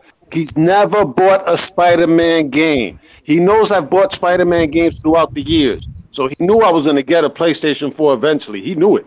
All right? But this is the first Spider-Man game that he's actually going to go out and buy. All right? Yeah, because it's a hype train behind it. The hype train, though. The other ones didn't have this. Train is behind it, know what I'm saying? And he's a big Spider-Man MCU fan. Know what I'm saying? He doesn't read the comic books. Know what I'm saying? He never thought any of the games was worth his money until this one. Yo, listen, I'm a Spider-Man retard, and this game looks amazing. You keep saying that. And I played it. Okay. I am you, motherfucker. Hey, I'm sorry to play the second Spider-Man. I played it. When they took out the whatchamacallit. You know the second Spider-Man, Spider-Man 2, the Amazing Spider-Man, when they had on Xbox and it just disappeared. Yeah, I wanted to play that. Never had a chance to. Yo, that game was dope. You know what's good about this game? Pretty cool. Besides the graphics, it's heavily scripted. What's the Call of Duty was playing? And you was in the jungle, and was it Modern Warfare 2? Modern Warfare, or was it? And you had to hide in the bushes. World at War. World at War. No, it was not World at War. I'm talking about it was either the first Modern Warfare. The first Modern Warfare where you hide in the grass, in tall grass. Right. It was heavily scripted. This Spider-Man is heavily scripted the same way, but once the cutscene, when it drops from the cutscene to the gameplay, it's the same. It's the same engine. Graphics engine. It's the same engine. Like Drake's. You get into Drake's and they go into something, and Drake get pistol whipped, and then he gets out of the rope. Okay, you're gonna talk about another game. No. Listen, what I'm saying. Stop doing it. No, I'm saying it's an example. Thank you, Colada. What I'm saying is it's highly scripted, but it's the same game. It brings you in. The same thing with Tomb Raider. Left. No, I'm not. I'm saying you brought up another game. Stop. Just stick to Spider-Man. But I'm giving an example. I'm trying to explain to the people that's listening so they understand. If they played those games, they understand where I'm coming from. Like Tomb Raider, when she gets into her scuffles and it goes straight into the game, that's how Spider-Man plays. It's not like a cutscene and then it goes into the gameplay. It's actually the game engine, and it keeps you involved. Unlike Metal Gear. Whoa. I'm going to have to fight you there, sir. You can't fight nobody. You're like 4 feet tall and 4 feet wide. We are never doing that. Woo! That just makes me a brick wall, baby. I'm an immovable object. That's right. Anyway, so built like a linebacker. That's what my mama says. All right, let's go. All right. So for me, for Spider-Man, okay, great, good. Train was dope. You know what I'm saying? I mean, I'm gonna get the game. I'm gonna get the game on the sales rack when it goes on Black Friday. Yeah, $20. You know what I'm saying? They got a hype train, bro. And I'm not hating because I'm going to get the game. It's just that there's so many other games because I'm going to Tomb Raider get my money first. I'm not worried about Spider-Man. Yeah, everybody keeps saying like they hate Spider-Man. I didn't say I hate Spider-Man. I didn't say I hate Spider-Man. I said you. I know you're a gamer. You play games. You know I know you do. I'm not saying you, but a lot of people are on the interweb, as my man 100, who's not here, would say. They're talking about Spider-Man like it's dog shit, and Tomb Raider is taking preference. I love Tomb Raider too, but I'm just going to buy both. It's two different games, though, man. I can't really compare what the other, man. I understand if somebody the PlayStation exclusive, and that's shitty. That's really if somebody only has an Xbox and they can't get Spider-Man, but Tomb Raider's an option the week after, you know, that's not a bad constellation problem. No, it's not. No, it's not. It's not a bad settle. You know, especially, you know, I know it sounds crazy, but some people don't believe that you can not be hyped for Spider-Man. But bro, I have a friend that when Batman came out, the first one came out, he ain't play that shit. The second one came out, he ain't play that shit. The third one came out, he played it. He was like, it's all right. Just motherfuckers just don't give a shit about superhero. Everybody else. Yeah, they just like, you might just be so hyped about it, be like, yo, but the combat and this shit and everything, yo, he flies around, the graphics, and he just be like, sorry, yes. Yeah. I'm just gonna go play some fucking Battlefront, and then I'm gonna go play what's the other game he plays? And Rainbow Six Siege, and he loves that shit. He don't give a shit about Batman. He don't give two shits about Batman. And he'll rather. And the other thing is, he'd rather play Elder Scrolls Online, and graphically, that game is nothing compared to Batman. Man, that's dog shit. But that game is fun though. But he likes the game way better than Batman. He just does. Pull up. At the end of the day, we play games to have fun. People are going back to 8-bit sprite games. I'm playing Dead Cells. That game. Sony on the PlayStation Store got the 16-bit games. It says 16-bit right at the top. Yeah, but I'm saying it doesn't matter what the graphics are. It doesn't matter what the itinerary of the game is. If you enjoying the game, it could be stick figures. It don't matter. Long as you're enjoying it, you're happy with your money that you spent. That's all that matters. Because Dead Cells is amazing. Following that. I'm just saying what it look like. Yeah. But no, that's the thing for me though. It's like I'm looking at my boy Boss Moves, and he's talking about he's going to get Red Dead and Tomb Raider on Black Friday pickup, and he's going to get Spider-Man Day 1. There's going to be quite a few people that's going to do that. As for me, I'm the complete opposite. Tomb Raider is going to be Day 1 for me. Red Dead's Day 1 for me. You know what I'm saying? There's a Strange Brigade is going to be Day 1 for me. You know what I'm saying? Like Forza. Yeah, Forza is the $100 Ultimate Edition. I never buy Forza under the $100, Jack. They get my money. I love Forza, so they gonna get my pay. They're gonna get my paper, and so therefore, you know what I'm saying. That's a Day 1 for sure. You know what I'm saying. So it's like all these games is there. Battlefield 5 Day 1. Spider-Man can wait because I got so many other games on top of that, plus a backlog of games. You know what I'm saying? It's just like, you know what? I mean, I'm not going to be, if I get Spider-Man, I'm only going to pay it for like 2 hours, and then I'm on to the game that I'm trying to beat, or for the other game that I'm sitting here playing with my gaming friends. So that's the thing for me. And it's not a hate on Spider-Man. It's just that like the hype is not on that level for me, even though I think that the game looks amazing. Well, it's never going to be on that level. I remember when Spider-Man 2 came out, and that was the first open world Spider-Man game. Like the other one, you basically swung around inside fucking buildings. The first Spider-Man one, but the Spider-Man 2 was the first one you like swung around outside. You'd be like, oh shit, yo, that shit was hype as hell because it was the first time you ever did some shit like that, right? Yeah.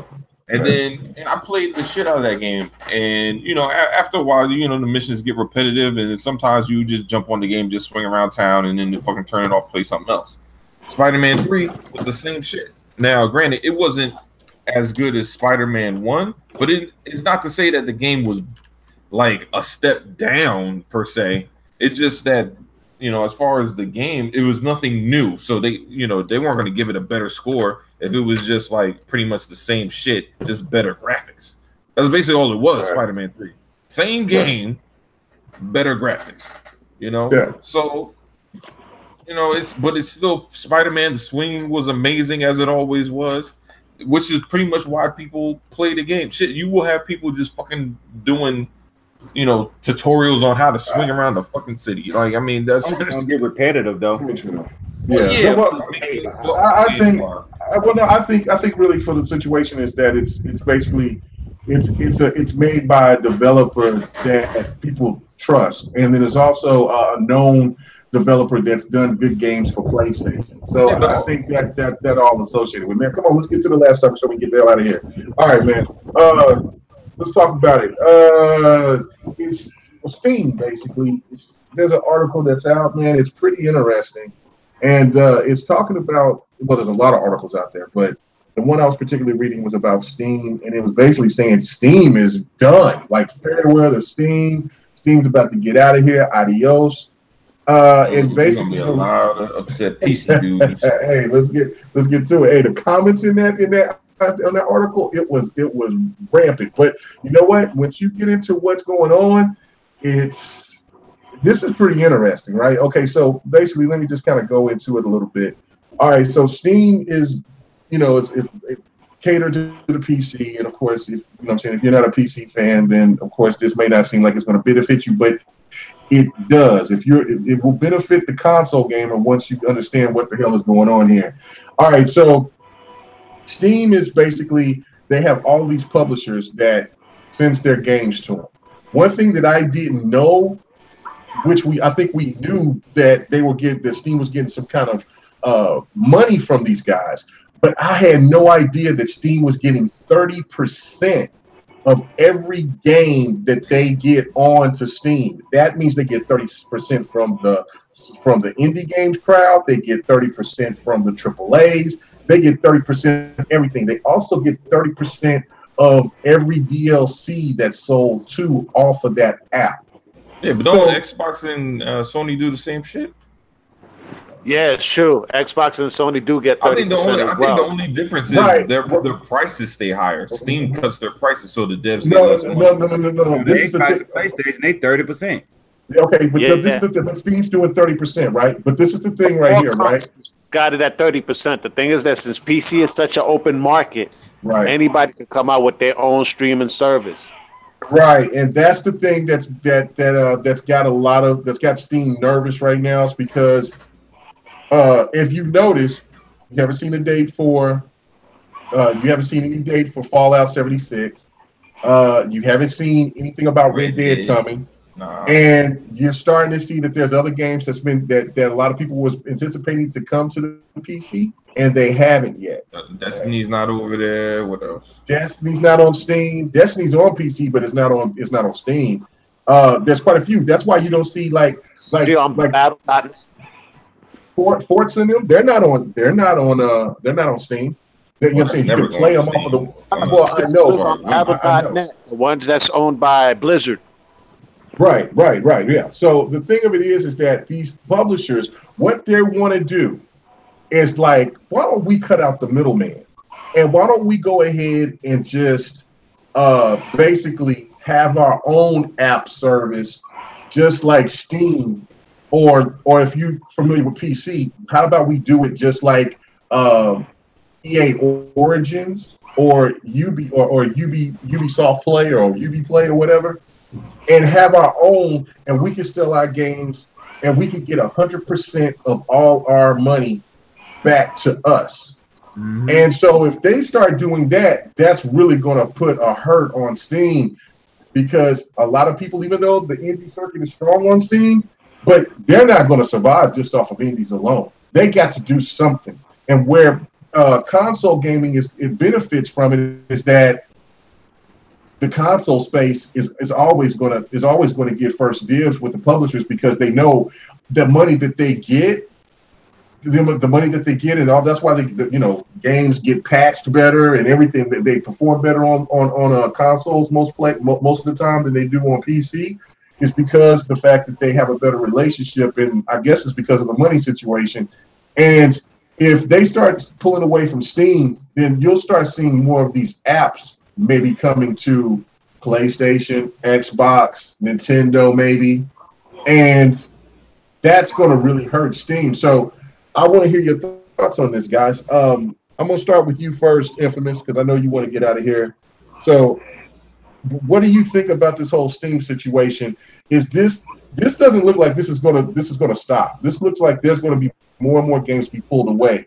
And is this going to be a point to where it's going to hurt them to where they're going to have to make their games a lot cheaper for competition? And will that once get everybody to start dropping their price on their games so they can get out, so they can have so it can be just really good competition like everybody's been anticipating with these digital prices? What do you think about all this? You talking to me? I called your name. Okay. It's like this. I would rather take a risk and build a platform for my games versus another company and taking a cut. You feel me? Mm-hmm. And that's as simple as that. Even though Steam is a great, I mean, I don't have the PC, but I'm like I said, I have to see it from all sides of the view. Like they want some more money. They want a lighter cut, I guess. And you know how Steam is. Steam is like a juggernaut when it comes to PC games. It doesn't. I think for PC players, if you want to have a specific game, you're gonna have to go, and your game is not on Steam anymore. You're gonna have to get it somewhere else. That's just the way. That's the way business is. You feel me? Right. No, you're right. But it's just more the thing to me is that look for Steam is not going to go away. It's not done. On the article, it's not going away. But there's companies that's actually Capcom is going to make their own app. Bandai Namco is going to make their own app. Like the one thing about Steam that a lot of people like is the ecosystem because it's more friendly because all your games is right there. You can jump and play. But if let's just say Namco Bandai is on not only on Steam, but then it's on Xbox, it's on PlayStation, on Nintendo if Nintendo can handle it or whatever. And they say, look, we're going to go ahead and have the new Naruto game or whatever game. Let's say Jump Force. Jump Force is going to come, and we're going to. And if you buy it off of our app, you'll get a discount, just like EA Access. See, Xbox fans has already got a good taste of this because all games is 10%. Like the games that they offer, some of them are kind of shitty. They're not it's not all the time the best games, unless a game comes that we've been anticipating that we didn't buy. But like for instance, Madden the Ultimate is like $71, or just the regular standard version is only like $52. You're still saving money. If Namco or Capcom, when they start their apps and they do that, gamers are going to still go to there because it's still cheap. That's the thing that I'm saying right here is like that could hurt Steam, and if Steam doesn't lower their prices, and then you got to look at the other like these third-party groups like CD Keys. CD Keys be out there be throwing out really good game deals. But the thing is, G2A. What? Huh? I said CD Keys be shady. Right, but still the prices are still. If you got competition is competition, and if the price is low, people are going to go to where the games are cheaper. And PC gamers, they don't play that shit where games is going to be truly expensive. They're not going to buy really expensive games unless they really want that particular game. But a whole bunch of games, no, they looking for a deal. See what I'm saying?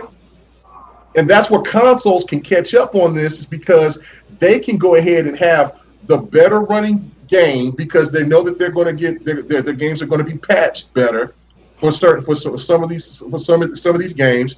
Also, the fact that if they get these apps on there and they're in their ecosystem on these consoles, it will benefit the consoles more than it benefits a company like Steam. You see what I'm saying? Like it's all tied in to where, like when 108 was bringing up his point earlier, and I said we're going to talk about it. Like this to me is like this is really huge news. This is to me was like the biggest news thing of the night. You know what I'm saying? Because Steam is the shit on PC. But if these publishers is tired of them gouging them out of money and they want to do their own thing, console gamers can benefit from this. Huge. Yep. There's no denying that. Nobody else got nothing to say about it? Okay. I mean, you kind of like, you went all the way in extreme down it. Well, I mean, because I wanted to just make sure that y'all understood the shit, because I didn't know if y'all read the article or y'all went into it hard or whatever. Because I don't know. I just wanted to get your thoughts. Like, I mean, y'all think I'm wrong? I mean, what do you think? You were right on point to a certain degree. If you think about it, Activision has been doing it for a while. Battle.net is owned by Activision Blizzard. All right, and on Battle.net, I didn't know that. They got Hearthstone. They got they're basically all their PC stuff. Now they're putting all their console games on there. Call of Duty, Destiny. You know what I'm saying? They're going the whole 9 yards. It's like, you know what? Steam, Valve, forget about you guys. As a matter of fact, if Steam wants to stay around, They need to start doing a sequel to like Half-Life and shit, and start doing some of their own properties and shit.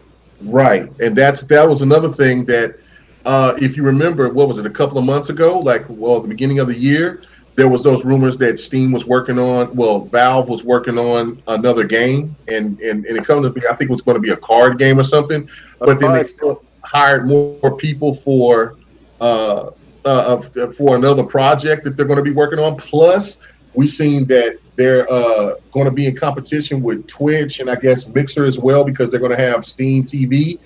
If they weren't nervous about their situation with their Steam app, I don't think that they would be moving or doing anything. I think that they would, you know what I'm saying, kind of just keep everything kosher. Exactly. But I think that they see the writing on the wall, man. I think they see it. No, they feel in their pockets. They definitely feel in their pockets now. They're getting a little thinner. Right. And then they ain't got nothing to do with the people that's pirating games right now either. So that's a whole nother juggernaut they fighting against. Why EA did Origin. Think about it, man. Stuff is like this has been going on for a minute, man. Just now it's just getting a lot bigger. Right. See, hey, but no, they need to do. I mean, personally, I'll just strike a deal with all the big corporations like the EAs and the Activisions and stuff like that. Soon Ubisoft gonna jump off, man. Just think about it, man. Yeah, but look, just take it out. What they need to do, the only way they can survive this year, they got to strike a deal with them. Say, look, we want to put y'all on our platform, games that y'all sell. We give y'all 100% profit, and then they let the smaller developers. I know it's kind of grimy, but that's that's the only option they gonna have. If they have the smaller developers, okay, look, all the traffic is coming here. Put your game over here. So with the big developers do a 15%, yo. As a matter of fact, we'll give you 15%, man. We'll just take 15. And that's the only way they could survive. They got to do something like that. They got to let the big ones come in for 100%, bro. That's nobody would do that. Right, they wouldn't do it for 100%. 50%. Now, with Xbox or we know that like Xbox will be all for it. Think about this. State of Decay is not on Steam. No, it's not. Oh, not State of Decay. My bad. Sea of Thieves. Sea of Thieves is not on Steam. Yeah, Sea of Thieves or State of Decay. State of Decay is not on Steam. Oh, damn. Yeah, Microsoft. Yeah, Microsoft is already making these moves already. And so, yeah. And then there was a funny thing that Phil Spencer was saying at E3 when he had this event. It was kind of like a private event for certain FanFest members, and they were asking him questions. And I remember him saying, I wasn't there, but I listened to it, right? So he said somebody asked him about the Windows Store and stuff like that, about how clunky it is. It's not very popular. And Phil Spencer said, "Yeah, I totally understand. I know." He says that we've kind of been quiet about it because we're working on something really big, because we've heard people and we know that the system needs to be revamped. So I think that they're working on something completely different. They're gonna make it look like the Xbox. Yeah, and you know what? And then they try to implement something, and so so the question to me is what PlayStation is going to do, because PlayStation still has PlayStation Now. Are they? You know what I'm saying? It would be the smart thing for you to kind of walk away from it, but then they put so much money and investment into it, and plus technology is catching up. You know, I wouldn't see them doing that with PlayStation Now, and that was the whole reason why they didn't even add EA Access. So what would they do with like when Capcom? That was the reason they bought Galkai. Right. And Capcom is going to have their own app service. Namco Bandai is going to have their own service. You already said Activision got theirs. Ubisoft is getting ready to start. I mean, Ubisoft got theirs. EA's got theirs, and then Bethesda's going to start their own as well.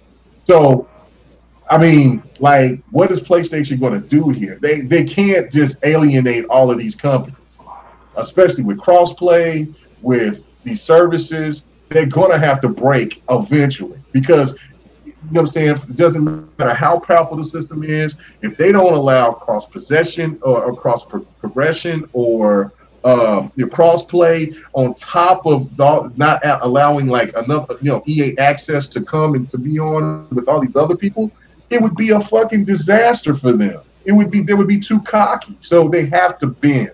It would benefit all console gamers for sure, because the prices would go down and we can get games at good prices. We get better sales and everything. We'll start getting PC sales. Huh? I just said epiphany right now. You talking about consoles and how it's going to benefit consoles. Sony should do an app on PC to sell their PlayStation exclusives directly to PC gamers, yo. Ooh, they can do that. They can do that. Hey, man. Hey, Meg, I'm just gonna let you know we already went 15 over. Okay, all right, we're about to get out of here. But tell me that shit would be fire. That would be crazy, and they would sell tons. There would be tons. But is Sony willing to put their because that whole it ain't about that life exclusivity. But hold on, the exclusivity talk from the fanboys that always, is that on PC? Is that I don't see it on PC? You know what I'm saying? Would they want to lose that narrative?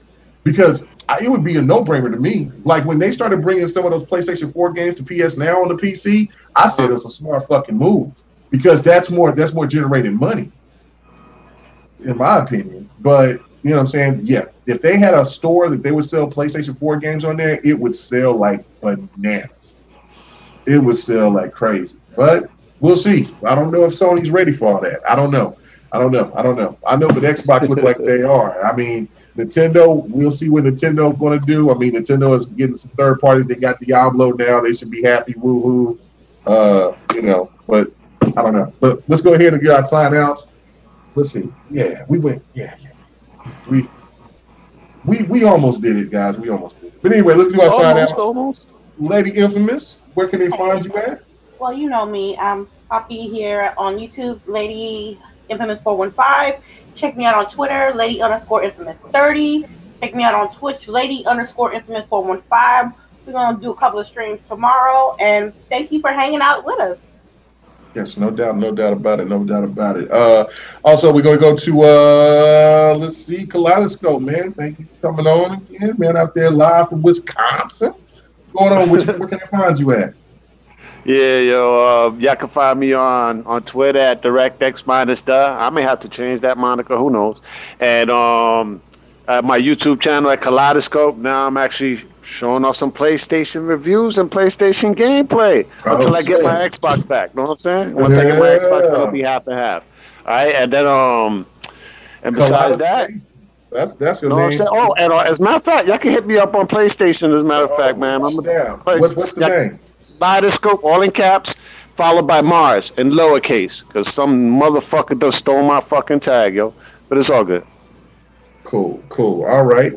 Triple Cup Chuck, man. I'm sorry, guys. I thought I wanted to really get into the Steam thing, but I just wanted to let to see if everybody was aware of everything. So I just wanted to break it down. I'm sorry, but anyway, Chuck, man, where can they find you at, bro? All right. We good. Tomorrow you can find me on the DirectX. You know what I'm saying? I'm gonna give me a little something to sip on. You know, sit back, relax. You know what I'm saying? We're gonna talk about a little bit more games. You know what I'm saying? I like gaming topics. Wednesday, you find me on the Vibration Podcast. If you missed last week's episode, the SWJs might go crazy. If y'all want to hear about what happened with Batwoman, y'all gotta check that one out. And you know what I'm saying? Then you can find me right here, cutting up again. And on the Xbox, Triple Cup Chuck, that's my name. You can find me anywhere with that. All right, cool. All right, then Bloody Knuckles, man. Where can they find you at, bro? They can find me everywhere at Bloody Knuckles, the O, the zeros, the E's, the threes. You can check out my YouTube channel. All your little cornerstone for nerdy news and geeky goodness. I talk all things movies, animes, comics, all that. Nerdy goodness? Goodness. No, nerdy news, geeky goodness. Nerdy news. You're damn right. Where's Lemon to sing that shit? Come on. Yeah, man. right. But they can also find me on Mixer.com/Bloody Knuckles and Twitter at Bloody Knuckles. All right, cool. All right, and then Livewire, man. Where can they find you at, bro? Donald Trump. You find me on my channel. I've been putting up some gameplay, and I'll be on there talking a little bit more in the future. I didn't put up that Killer Instinct shit because that shit was bullshit, dog. That what? They was taking advantage of me because I ain't played a game in forever. Which game? Which game you talking about? Killer Instinct. Oh yeah. You did beat me that first match. I almost made the ultimate comeback, but Bro, you know I was button mashing. Hey, I didn't even know how the fuck I beat your ass. Well, 100 was cheating like a mug, man. That internet, boy. Come on, man. Oh, that shit. He was like, that shit ain't me. I said, Once you got off, that shit went back to normal. I never see Killer Instinct do that, man. That we was like slow motion. Like for him, it was alright, but for everybody else, I was like, yo, it don't feel crazy that the dude not punching you, just slapping the shit out of him. I played you, Lawrence, and I've tasted your blood in victory. Anyway, Bones Internet, is that what you would call a fuck no, baby? Oh no! Don't do it to him, Knuckles. Yeah, pretty much. Oh man! All right, and then last but not least, 108 Dragons TV. Man, you got a video up? I know you've been streaming. What's going on? Where can I find you at? As I thought, as I suspected. No. It's been too quiet. Too quiet. He passed out. He did Delilah. No, he didn't pass out. His old ass is probably taking a shit, knowing him. He's in there getting them old bowels. You gotta sit there and gotta get that all out of there with that graham cracker milk he be eating. Oh no! Don't do that to him. I'm gonna go to. Hold on. Let me do my 108 then. Let me do my 108. Yeah, I heard Iron Galaxy was beefing up their studio. What could they be doing? Yes, no, that's something we'll be talking about next week. Iron Galaxy is doing that. Also, Ninja Theory sit there and is asking people asking for talent to be hired because they're working on multiples. They said several projects. So for everybody thinking that Xbox games are going to be Xbox exclusives are going to just be like one per studio, think again. I think Xbox is going to be coming with a slew of fucking games. I see at the beginning of the generation. They're probably going to do a 2-year cycle on their games. So every 2 years they're going to drop or it might be if they build the studio big enough, they might drop one game per year and just have it like alternating, like this one game comes out here, another game comes out there. Yeah, well, I think they're going to just do the PlayStation mode. I think they've learned a lot of lessons this generation. They've had so many missed opportunities on a lot of things. The one thing that Xbox has to get right though is their advertising. They have to advertise a lot better than what they've had this whole generation because it has been dismal to absolutely cringeworthy for the most part this generation. Yeah, I mean, this is what I say they should do. They gotta do better for next generation. What they do is you advertise Game Pass, and then you advertise whatever game is coming out to be featured as like the game to go towards for Game Pass. That's how I say they should advertise it. Right, yeah. That's how you go push out a larger advertisement versus just doing it for a game, because the game will give you a run, but Game Pass is like, just like with Netflix. Yeah, people might get Netflix to watch Daredevil or whatever, but they stay because there's other shit on it. Like Netflix has me so many good damn shows on that shit. Somebody in the chat told me to throw you a damn biscuit, Dolphin. Hey, you got to get out of here. Game Pass. I mean, you say commercial. You just say, okay, you buy Xbox, you get Game Pass, right? And then all they got to do is say, when you purchase an Xbox, you get this, and just get the name of all. Get somebody to talk fast, and just name all the games on Game Pass, and like for free. Yeah, they could. But anyway, that's for another discussion for next week. Thank you guys for hanging out with us. Let me do 108 right fast. 108 Dragons TV. Check me out on my video. I just did some shit. I think I'm telling you, man. He's taking a straight. His wife came in there and said, old ass bow. That damn air conditioning. His wife got to walk his old ass to the bathroom. That's what's going on. Anyway. Anyway, big shout out to 108 Dragons Mary and everybody else, man. Delilah HD, you know what I'm saying? I hope you are done with trash duty out there at the Falcon Stadium. I know that you had to clean out that nasty ass swamp, but you know what I'm saying? We'll see you next week. Everybody have a good one. If you ain't gaming, then you better be doing the pants off, dance off. If you ain't doing that, your ass better be going to bed to go to work, because if you ain't, then you're a ball. Peace!